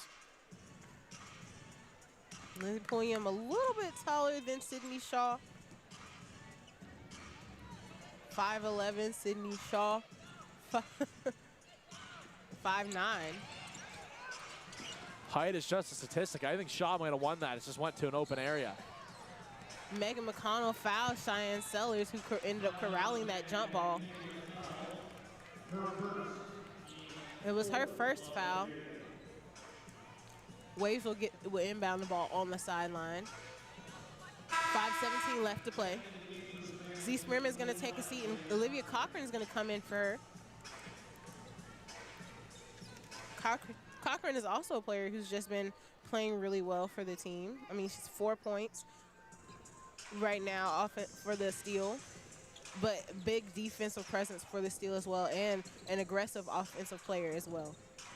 Lindsey Pulliam with the drive to the baseline, pulls it back up, passes it back down towards the baseline for Cheyenne Sellers, who baits the foul on Sydney Shaw. That's a foul there. You got to be, that's the old classic now, cylinder foul. You can't be within the cylinder of the body of a player, and that's able to draw the 5th foul against the Steel here in this third quarter with 5:09 left in it. So it's going to be 3 throws the rest of the way for the Waves in this third quarter. Cheyenne Sellers makes that first free throw, and that was just a veteran move to bait that foul on Sydney Shaw. Sydney Shaw has her hands down. Cheyenne Sellers recognizes that and pulls up from the hip to go into Cheyenne Sellers, creating that contact. She makes the second. Hugh Morrison in the game, bringing the ball down the floor for the Steel. See Ayanna Moore coming off a Lauren Taylor screen. She pulls it back. There's a little mismatch with Lauren Taylor and Cheyenne Sellers. Lauren Taylor driving to the basket on Cheyenne. Takes the foul. Cheyenne raises her hand to say that was on me. Lauren Taylor shooting 2 at the line.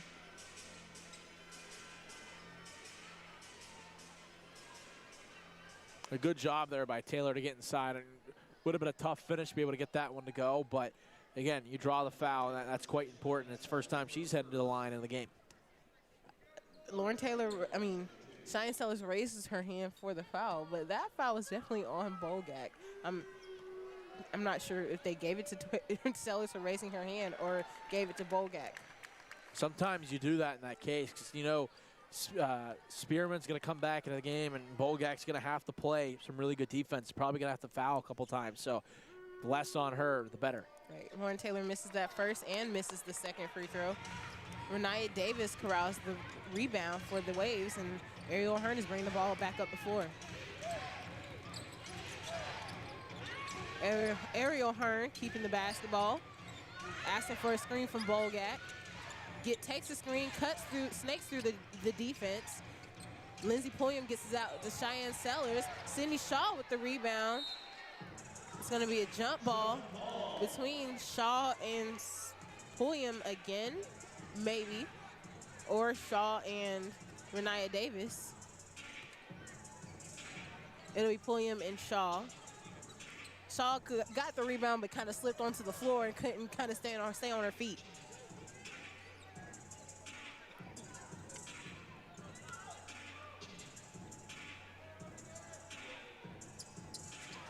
Little double jump ball there. Shaw wins that jump ball, gets it to Lauren Taylor, who gets it to Q Morrison, brought it up before.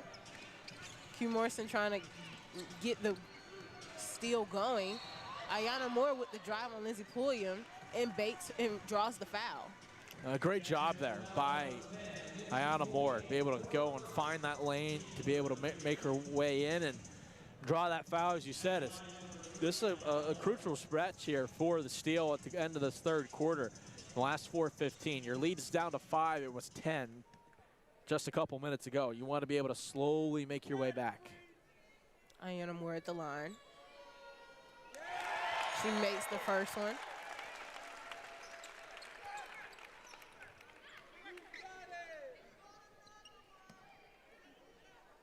Hear the fans saying, "We want another one." She makes the second one. Net only. Q Morrison playing some tight defense on Ariel Hearn. Cheyenne Sellers ends up with the basketball and gets it to Renaya Davis, who brings the ball up the floor. Renaya Davis drives on Lauren Sellers. Bogak with the offensive rebound. There's going to be a foul against Savannah here, so Bogak will head to the line here. The ball crew doing a great job of immediately getting out there to wipe up that sweat off the floor. We don't need anyone slipping or falling. Thanks to the ball crew for being so efficient in what they do. No foul shots here. Must have said it was a loose ball foul. A missed pass between Hearn and Sellers. Turnover by the Waves. Lauren Taylor corrals it. Q Morrison with the three for the steal. Misses the three. Lauren Taylor comes in. The foul is going to be on the floor against the Waves. Bolgak getting the foul call. Everyone looking the Waves looking very confused at the call. That should be team foul number 4 against Jacksonville. Now there's conversations with one of the officials on the far side. Olivia Cochran at the line.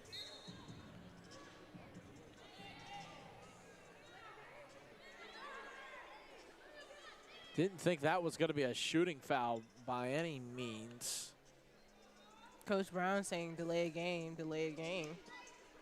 Because the Waves substituting, figuring out who the foul, trying to discuss the refs or who that foul call was on and why there was a foul. It should be a side out, yes, absolutely. I think they were trying to look up there to see what was going to come of it, but one more foul, then there will be free throws the rest of the way in this quarter. Renaya Davis goes to the bench, and Taylor Soule comes in for her.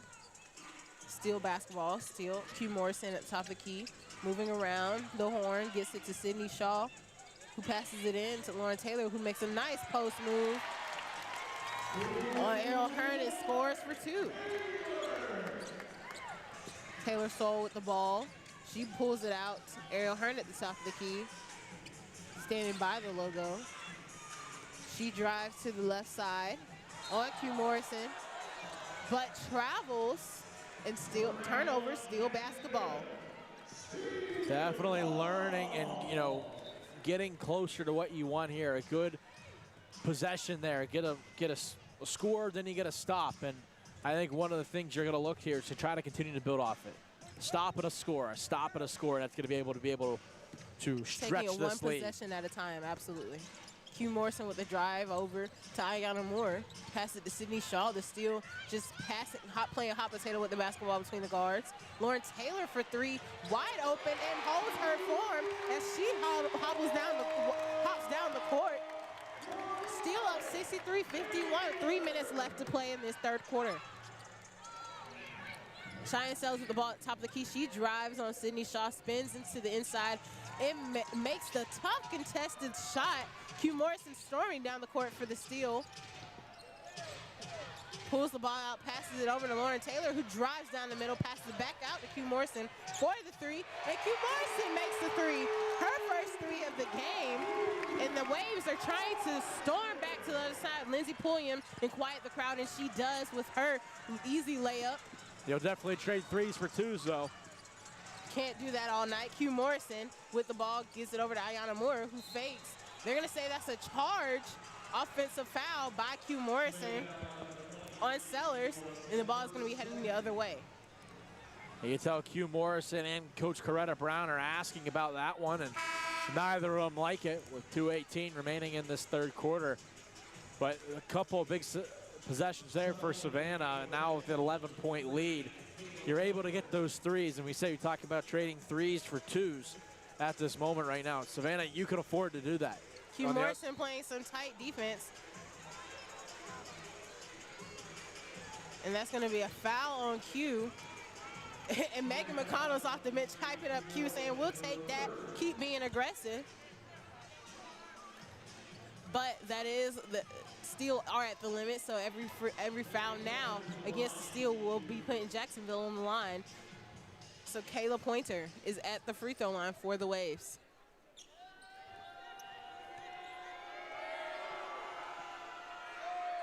I believe that's called ball doesn't lie. Ball doesn't lie. She hits the back of the rim on that free throw, and it bounces out. Megan McConnell coming in for Q Morrison to take a break. Coach Brown is dapping up Q Morrison. She likes what she saw. I think some of that is 2 quick fouls as well. You don't want to make 2 turn into 3. Kayla Pointer still at the line. Second one misses on the left side of the rim. It bounces off. Wave player falls, just slips a little bit. Taylor Soul. I was just trying to keep the ball in play and just, try to contort the body, and just was not able to, but 2 missed free throws after that, questionable foul call. Megan McConnell with the ball at the top of the key, gets it over to Ayanna Moore, who's going off a Taylor screen. Oh, looked like she wanted to pass to Taylor, but then wanted to shoot it at the same time, maybe didn't know what she wanted to do. It's blocked, turnover by the Steel. Lindsey Pulliam with the ball for the Waves. She gets it over to Cheyenne Sellers. Spin move on Shaw. Still trying to corral that rebound and can't, so the ball will stay with the Waves under the basket. 104 seconds left here in this third quarter. Shot clock goes to 24, and I wonder if it should go back to 14. Because I don't know if the Steel had possession. Now it goes to 6. That's more like it. Kayla Pointer inbounding the ball. Gets it into Taylor Soul. Passes it out to Pointer, who mishandles it. Pulliam at the 3 and makes it through with the shot clock going off. Moore bringing the ball down the floor for the Steel. Megan McConnell comes to get it at the top of the key. Ayanna Moore going off a Cochran screen, slip screen. Cochran spins into the defense, passes it out to Shaw, who shoots the 3 and misses it. Waves with the basketball. Cheyenne Sellers heading the other way. Playing some defense on Megan McConnell, playing defense on her. Gets it to Jasmine Walker at the top of the key. Passes it around the horn to Kayla Pointer on the left wing. Good hands by Sydney Shaw. Hands up, makes the steal, makes the layup at the other end. Still up 58, excuse me. Jasmine Walker bringing the ball down the floor for the Waves.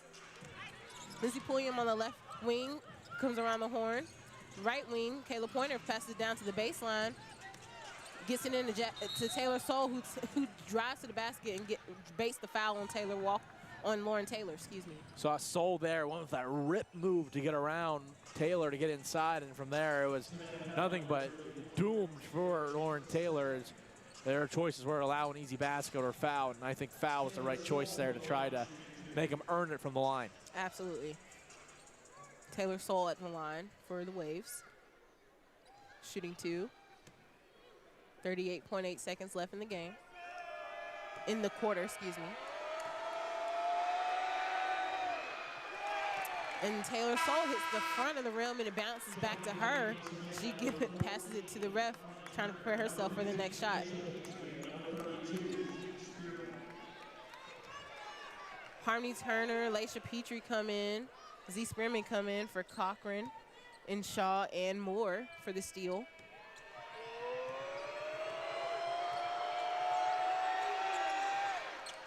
Taylor Soul takes her time with that one and makes that one. Steal up 68-59. Megan McConnell brings it across the stripe. Laisha Petrie trying to get the handoff. Lindsay Pulliam in the way. Laisha Petrie with the block. And I think there was a foul call by the refs saying that Laisha Petrie hit Lindsay Pulliam on that block. So Lindsay Pulliam.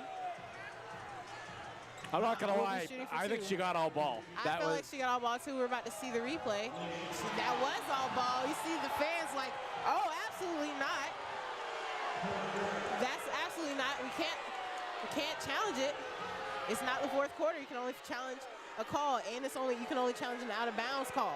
At that, in the 2 minutes left in the fourth quarter, Lindsay Pulliam makes that free throw and tells the crowd to get a little quiet.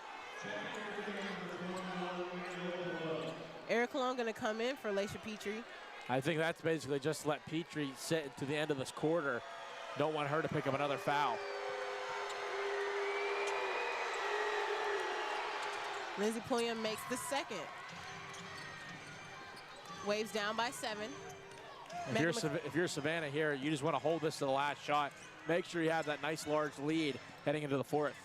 About a 2-second difference between game clock and shot clock. Eric Cologne on the right wing. Drives around the horn, gets it out to Harmony Turner. And the refs called carry by Turner. Sellers did get her hand in there. So Turner had to kind of corral that before she could dribble again, but the refs call a carry. It'll be a turnover by the steal. Waves basketball with 6.9 left in the quarter. The end of the quarter is going to be the best thing for Savannah right now, to be able to calm down and regather the thoughts.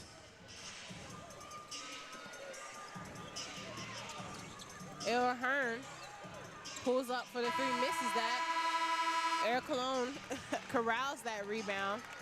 Felt like she got hit a couple times and is telling the ref about it. As we end that third quarter, Steel up 68-61.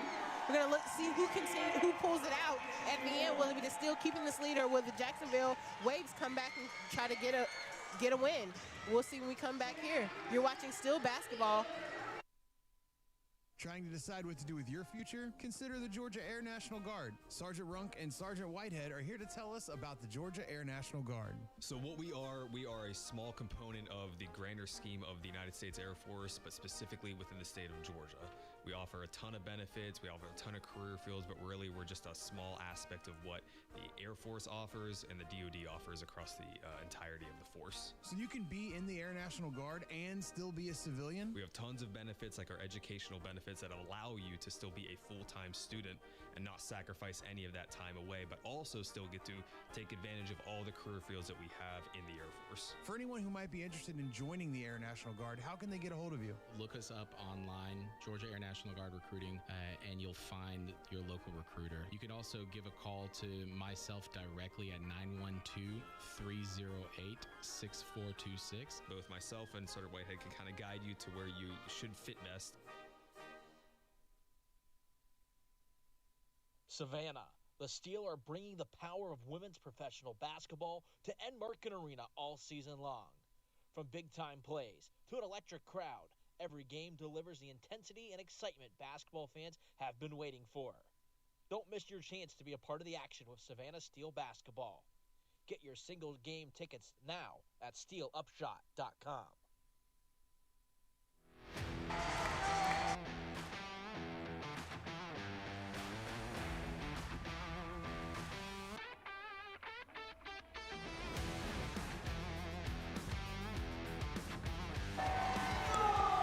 (68-61) after 3 quarters here at Enmarket Arena. I'm Isaac Basinger, that's Destiny Hartwell along with me.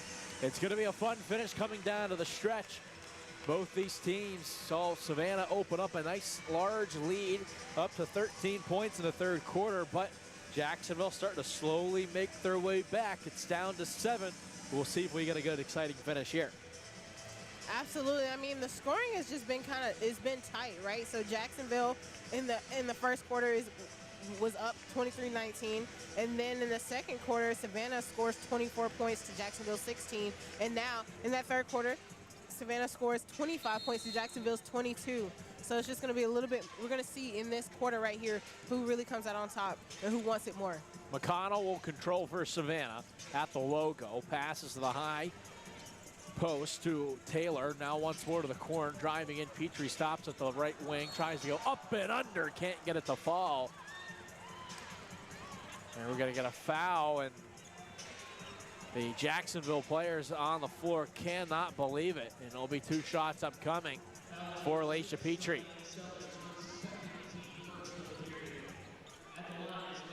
I would say it was a foul. I thought the arm got inside there.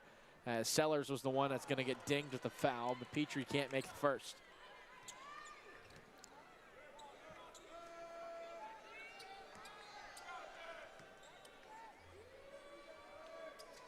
This one will fall. 69-61 in favor of the Steel. Sellers down the floor, hands it off to Ariel, continue to move it around.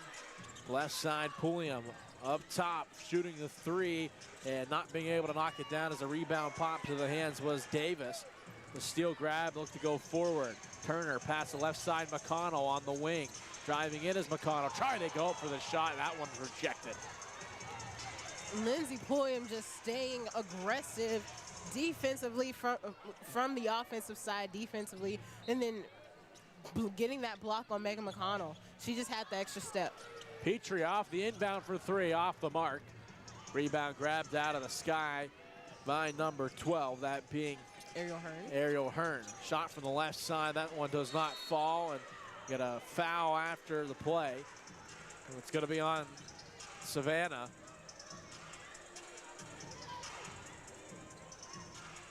Lindsey Pulliam will be at the line.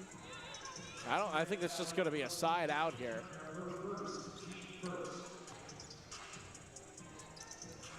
I think she thought she got hit in the face and thought it was going to be her at the free throw line.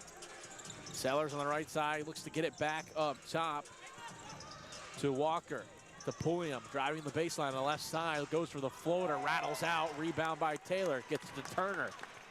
Works her way up the floor on the right wing. Harmony Turner slowing it down. Off of the Taylor screen, gets it to Petrie on the left side, backs her way up with 10 on the shot clock. Petrie, mid-range jumper, front iron doesn't go. Spearman grabs a rebound, but she's fouled as Z Spearman reached up in between 3 waves to be able to grab that rebound and then get fouled.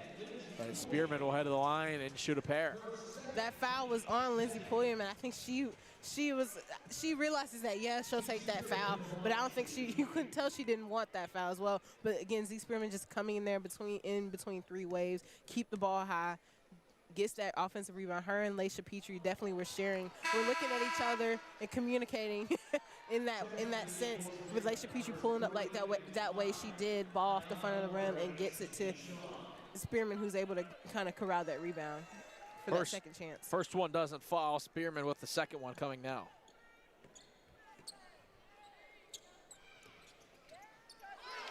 Shooter's touch is able to get that one to rattle home, up to a 9-point lead for the Steel with 1.5 minutes into this 4th quarter.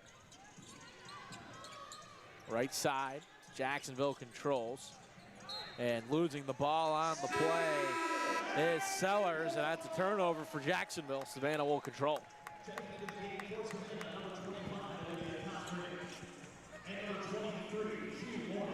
Cochran and Morrison into the game for Savannah.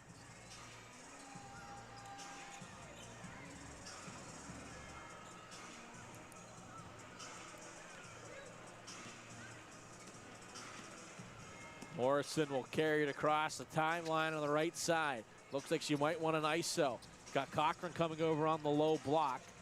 Gets it in the middle. Taylor now floats inside to Cochran. Pass too high. Goes off of the backboard and taken away by the Waves. They scurry forward. That being Davis. Goes up for the shot. Misses, but she's fouled in the process. That's where we get 2 free throws upcoming from Renaya Davis.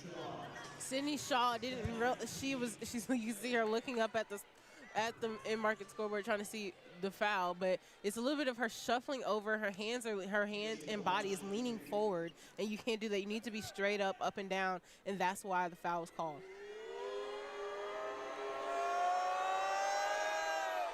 First one falls for Davis.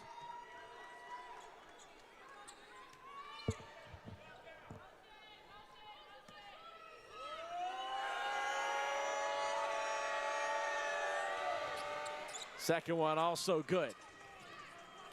7-point game. Savannah controls. Morrison looks to start it up. Dribbles to the left side. Gets over to the left wing to Moore. To the corner. Now kicking it out of the wing. Shaw underneath Cochran. Cochran looks to work in the paint. He's got to get a shot up. And she's going to be fouled in the process. Picking up that foul is going to be 40. That being Jasmine Walker. It's her 4th foul. Team 3rd of the quarter.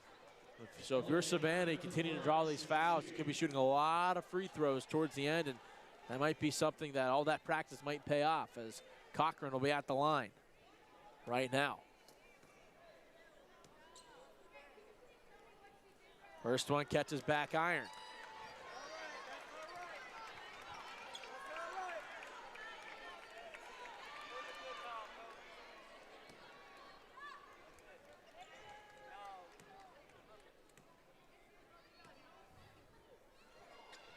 Second one also doesn't fall. Rebound grab by Jacksonville. Sellers get the pass ahead to Hearn. Back over to the left side. Davis drives in, goes for the hooking layup, and it's good. And it's back to a 5-point contest.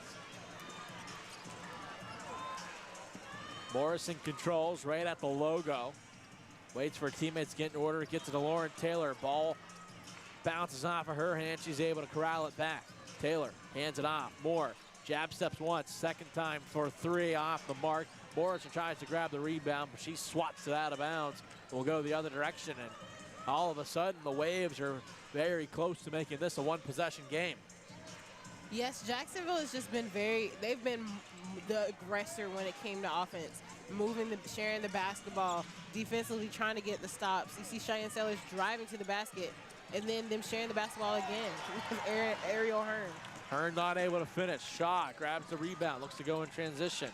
Dribbles to the left side, gets it up top to Taylor, almost picked off. Once more over, Moore for 3.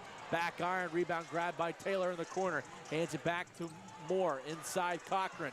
Looking to spin, goes for the extra pass to Morrison. Mid-range, bunny off the mark. Rebound grabbed out of the air by Hearn. Shots simply aren't falling right now for Savannah. Hearn will control, shaded to the left side. Iona Moore on her. Hearn tries to cut through a couple, picks up the dribble, gets it up top for 3. This one is off the front iron. Rebound grabbed on the outside by Moore. Wants to go in transition on the right side. Stops, pull up 3, doesn't go. Rebound by Pulliam. There's a lid on the basket on both sides at the moment.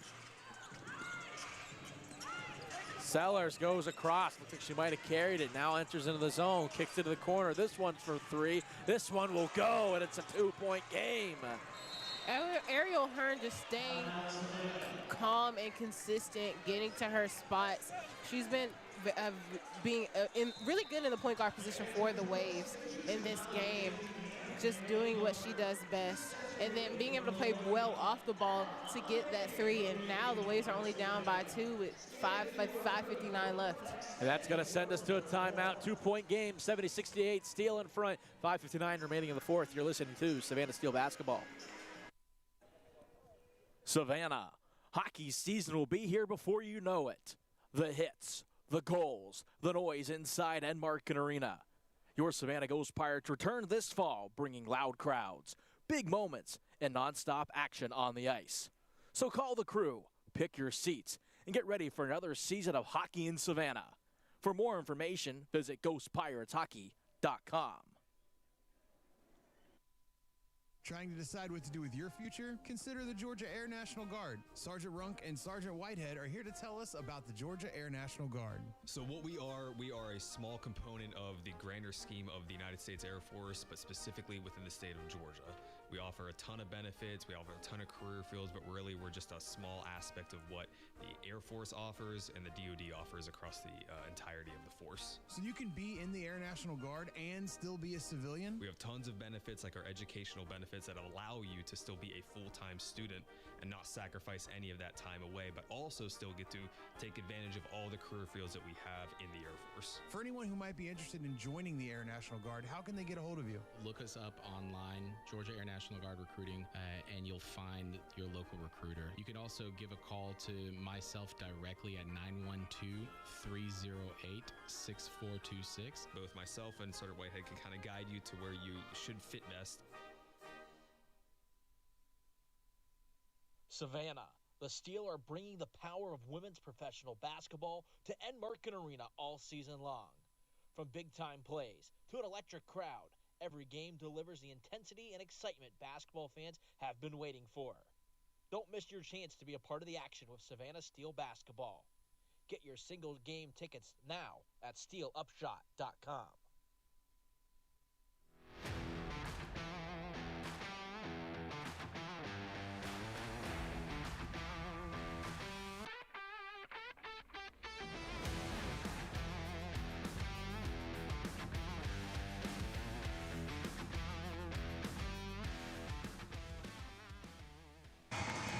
We got a 2-point game here. A 5:59 remaining in the fourth quarter. The Savannah Steel 70, the Jacksonville Waves 68.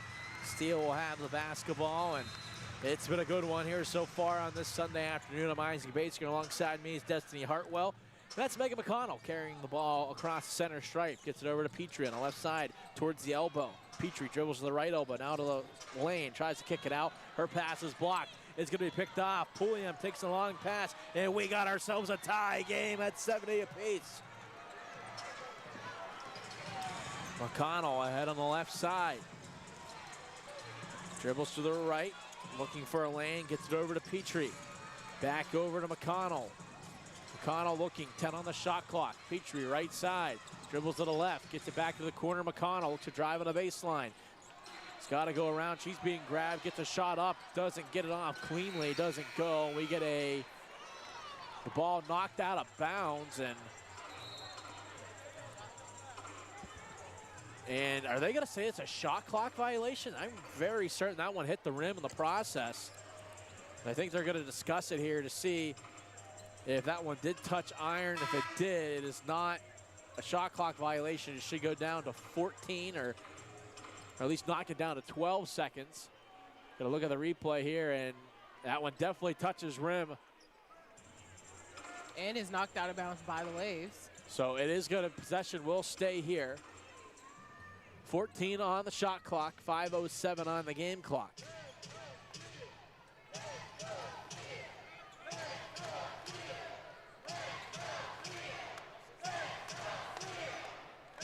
They bump it down to 13 seconds. Now we'll go try to get the entry on the baseline. McConnell into Petrie on the right side, back up top to McConnell. Back over the right side, Shaw looking to go on the baseline, kicks it out, continue to swing it around. McConnell with three, Petrie for three, left wing, got it! Laisha Petrie makes it a 3-point lead for Savannah. There's a lot of mismatch going on with the Steel and the Waves in that inbounds play, because the Steel were continuously moving and setting screens, and Waves were continually having to switch. Hearn at the top of the key, dribbles to the left. Picks up the dribble, kicks it over once more to the right side. Soul, mid-range jumper, doesn't fall. Rebound grabbed by Cindy Shaw, met by a couple bodies, gets it ahead to McConnell. McConnell in transition, kicks it over, right side. Petrie again for three, doesn't go. Rebound grabbed by Pulliam. Hearn looked to go forward, looked like she wanted to stop for the three, kicks it out. Soul over to Pulliam out top, dribbling to the right, back over to Hearn. 10 on the shot clock. Hearn at the right wing will back it up, now goes with the left. in the lane, floats it up, no good. Rebound grabbed by McConnell. Flies forward, left side, will slow it down. Now dribbles towards the paint, looks to get inside, hacked from behind, but McConnell off the glass and good. And I mean, Megan McConnell was just hype right there. You saw her scream as she passed her teammates, just getting some of their energy out. I mean, and the Steel are up by 5, going on a 5-0 run now. Pointer left side, McConnell picks her pocket, but has it go out of bounds off of McConnell, and that's where you get the whistle. With 9 on the shot clock, 3s across the scoreboard at 3:33 left in this fourth quarter. A big possession here for Jacksonville. Megan McConnell being so aggressive defensively for the Steel right now. I mean, she's making such a huge difference when it comes to slowing down the momentum of the Waves. They're going to get a foul before the ball could ever even be inbound, as being knocked down on the play was Cheyenne Sellers.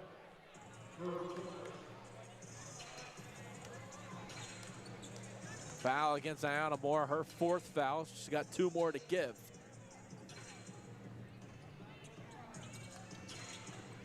Hearn tries to get the inbound off of the hand of McConnell. Everyone takes 2 steps to the left, and we'll do it again.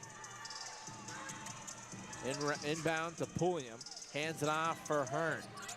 Tight defense on her by McConnell. Hearn, step back, long 2, got it.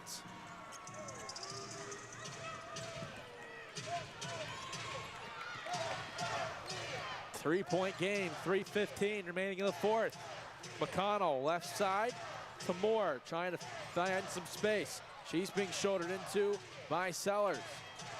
Ayanna Moore trying to get a pass inside, picked off on the play in transition. Long pass ahead, Hearn grabs it, keeps it in, gets it over once more, and once more up top. That being Davis. Davis tries to get a step inside, dumps it off towards the corner. 1 dribble and picked back up on the play. And we're gonna get a timeout by Jacksonville with 2:45 remaining in the fourth. 6 seconds remaining on the shot clock. And that should send us to a quick media timeout. 3-point lead for the Steel. You're listening to Savannah Steel basketball. Savannah, the Steel are bringing the power of women's professional basketball to Enmarket Arena all season long. From big-time plays to an electric crowd, every game delivers the intensity and excitement basketball fans have been waiting for. Don't miss your chance to be a part of the action with Savannah Steel basketball. Get your single game tickets now at steelupshot.com. Trying to decide what to do with your future? Consider the Georgia Air National Guard. Sergeant Runk and Sergeant Whitehead are here to tell us about the Georgia Air National Guard. So what we are a small component of the grander scheme of the United States Air Force, but specifically within the state of Georgia. We offer a ton of benefits, we offer a ton of career fields, but really we're just a small aspect of what the Air Force offers and the DoD offers across the entirety of the force. So you can be in the Air National Guard and still be a civilian? We have tons of benefits, like our educational benefits that allow you to still be a full-time student and not sacrifice any of that time away, but also still get to take advantage of all the career fields that we have in the Air Force. For anyone who might be interested in joining the Air National Guard, how can they get a hold of you? Look us up online, Georgia Air National Guard Recruiting, and you'll find your local recruiter. You can also give a call to myself directly at 912-308-6426. Both myself and Sergeant Whitehead can kind of guide you to where you should fit best. Savannah, hockey season will be here before you know it. The hits, the goals, the noise inside Enmarket Arena. Your Savannah Ghost Pirates return this fall, bringing loud crowds, big moments, and nonstop action on the ice. So call the crew, pick your seats, and get ready for another season of hockey in Savannah. For more information, visit ghostpirateshockey.com.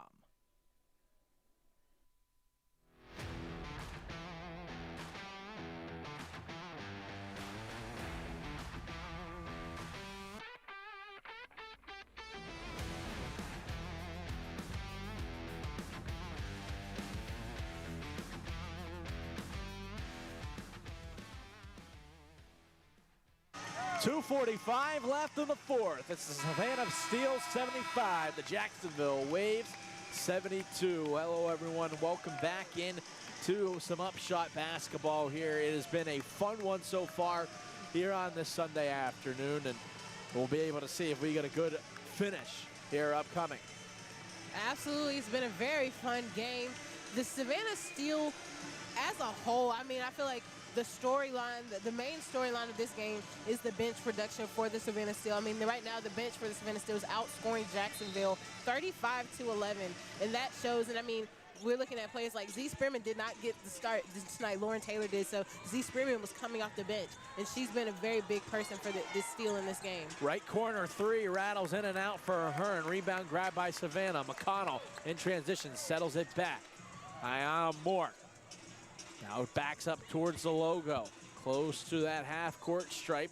Now goes a hard bounce, puts left side, picked off by Pulliam. Got Sellers in transition. Sellers in, foul, doesn't go. Can't convert a possible and one opportunity, but they'll head to the line and shoot two to try to make this a one-point game.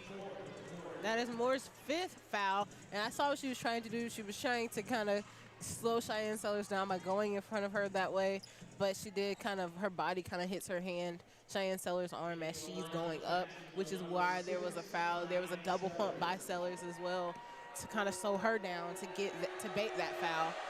They're going to leave Moore in right now. 2:21, you might as well. You get nothing else to lose.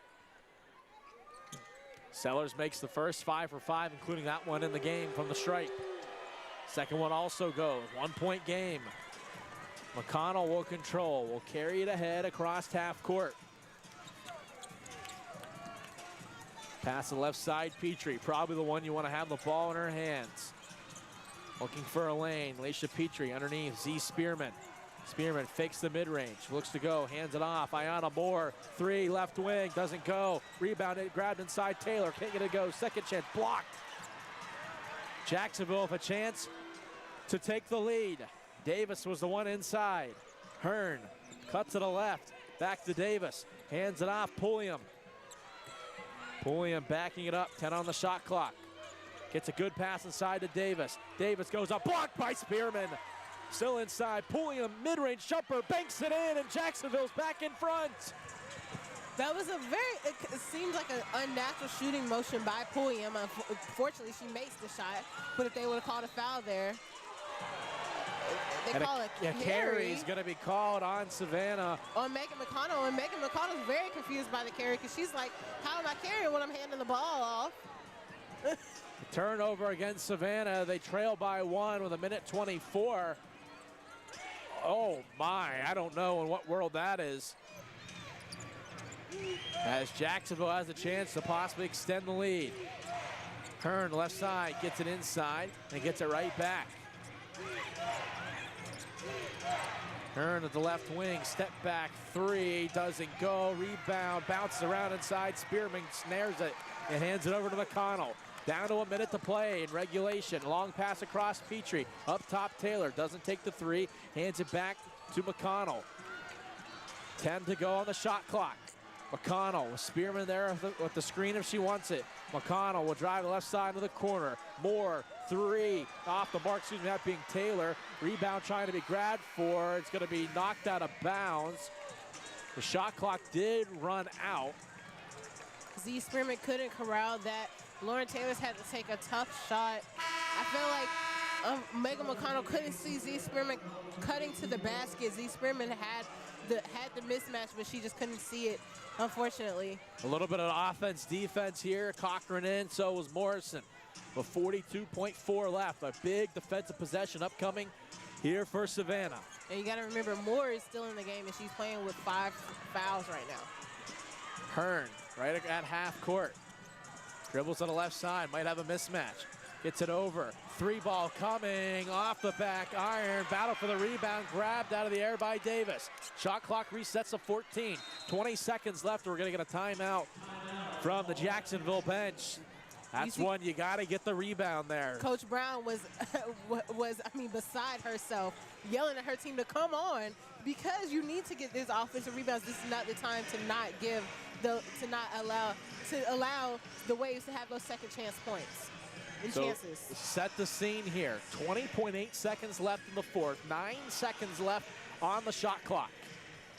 So if you're Savannah, you don't have to foul quite yet, and that's the one thing to look at here. It's a positive. Savannah with 4 fouls already, meaning the next foul is going to result in free throws, which is kind of what you want in this case. Right. Now, Jacksonville does have a foul to give before they even get there. So I think it's the momentum shifter is still kind of course, with the Waves, as well as we've seen that second chance offensive rebound that they just got.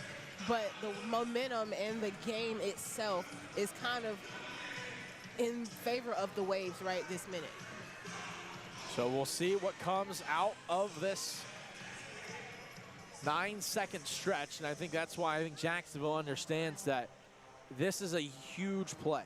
If you're able to score and go up a full 3 points, then you have that foul to give. And the saying always is, there's 3 things certain you should do in life: death, taxes, and foul up 3 late. So we'll see what's going to come out of this defensive stretch. But I think if you're Savannah, first and foremost, you still have 2 timeouts. So I think you need to be able to stop anything inside. And it makes me, you have almost wondered if they were going to put Spearman in to possibly try to grab a rebound underneath. They're not. And we'll start here on the near side. I feel Lauren Taylor has done really well for the Steel rebounding in this game. So I think it's good to have her in. And she's playing on Renaya Davis, who's been the aggressor when it comes to driving to the basket. Inbound to Hearn. They're going to go for the trap right away. Going to the left side, Hearn. 5 seconds to shoot. Dribbling around. Ariel Hearn, the left side. Sellers for 3. Off back iron. Rebound grabbed by Cochran, and she's going to be fouled. With 8.2 left here in the fourth. Job 1 complete. If you're Savannah, you got to stop. It's not going to result in 3 throws since that was just team foul 4, unless they're going to call something more on this play. It's not a shooting foul. That's the 4th team foul. Now it will be okay, that's kind of what I thought. Wasn't sure if they were going to call something else in this.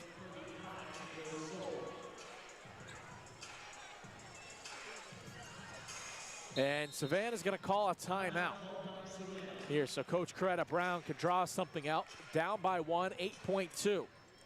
Imagine this is going to be a chance to win it here on the last shot. Z Spearman checking into the game because she offensively has been playing so well for the Steel. And you want, if you're the Steel, I think you want to try to get the ball on the inside. Z Spearman has done well with finishing and getting the foul and then turning around and shooting the free throw. So I think if you're the Steel, you try to get the ball into her. But then on this Wave side, you see Z Spearman checking in. You know they're going to try to get the ball into her. So maybe this is a chance for Z Spearman to be a decoy and a guard to get something going, or the other post player, depending on who they have in the game. Also, I think you look at it here as well. Oh. And you also look at it as well. You have Spearman in to possibly get a stick back as well in this case. That's the other reason here in the last couple of seconds as well. So it's going to be interesting to see what happens here in this next 8.2. But you're going inside the Spearman. I think you got to go with Laisha Petrie in this case here to have her try to win the game for you. She has been the leading scorer yet again for the Savannah squad of 15 points in the game. Yes, Laisha Petrie just playing very well for the team tonight. Again, as well as Z Spearman. She has 11. Again, maybe use her. Laisha Petrie's not in the game. Use Z Spearman as the decoy. I mean, you have Ayanna Moore in, we're on the offensive side, still on the offensive side, but Ayanna Moore has 5 fouls. Lauren Taylor's in the game. You see Q Morrison and Megan McConnell both playing point guard position when it comes to being in the game this whole time. They both were playing point guard, so one was in, one was not. They're both in the game now, so who's the 1 and who's the 2? You know what I'm saying? So it's a lot of definitely interesting to see. Lauren Taylor in as well for the Steel. I think the question here is Coach Brown called a timeout to advance the ball up, and now I think they're saying that is not going to be the case. You see Taylor Soul taking a moment for herself to pray that the Waves pull out this win and just keep their win streak alive. The Steel looking to end that win streak and get their second win of the season, and move them up in the standings for the UPSHOT League. And they can advance it here on the inbound. So now will be a front court inbound. Morrison will send it in. 8.2. The game is right here. Looking to get it in. Morrison has it. Might want to call a timeout. And it's going to be a 5-second call against Savannah. A drastic mistake there coming out of a timeout. That's definitely not what Coach Brown drew up. They had one timeout left. I don't know if you maybe call that timeout again and try to reset, regroup. I don't believe you're allowed to call that timeout right after. Ball's inbounded in. McConnell fouls Hearn. So Hearn will head to the line and shoot two. 1.2 seconds run off the clock. Hearn. 7 seconds left. The Steel can sub Laisha Petrie in for the three, because if I think you're going to see that after a timeout. Right. After, if Hearn makes these, it'll be one possession game still. You'll be able to advance it once more up the floor. Hearn's first is nothing but net.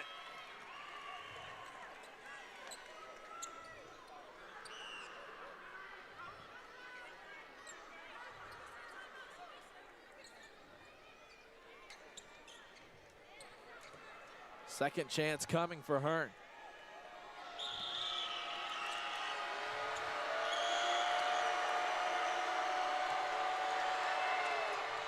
It falls, so 3-point lead for Jacksonville, 7 seconds. Spearman will have to inbound it. Long outlet pass down to Ayanna Moore. Ahead to Q Morrison to 5. Into the corner, 3. McConnell off the mark, and that's gonna do it. And the Waves shock the Steel here on this Sunday afternoon. They come from behind after trailing by 13 points late in the third quarter. The Waves title over Savannah here on this Sunday afternoon.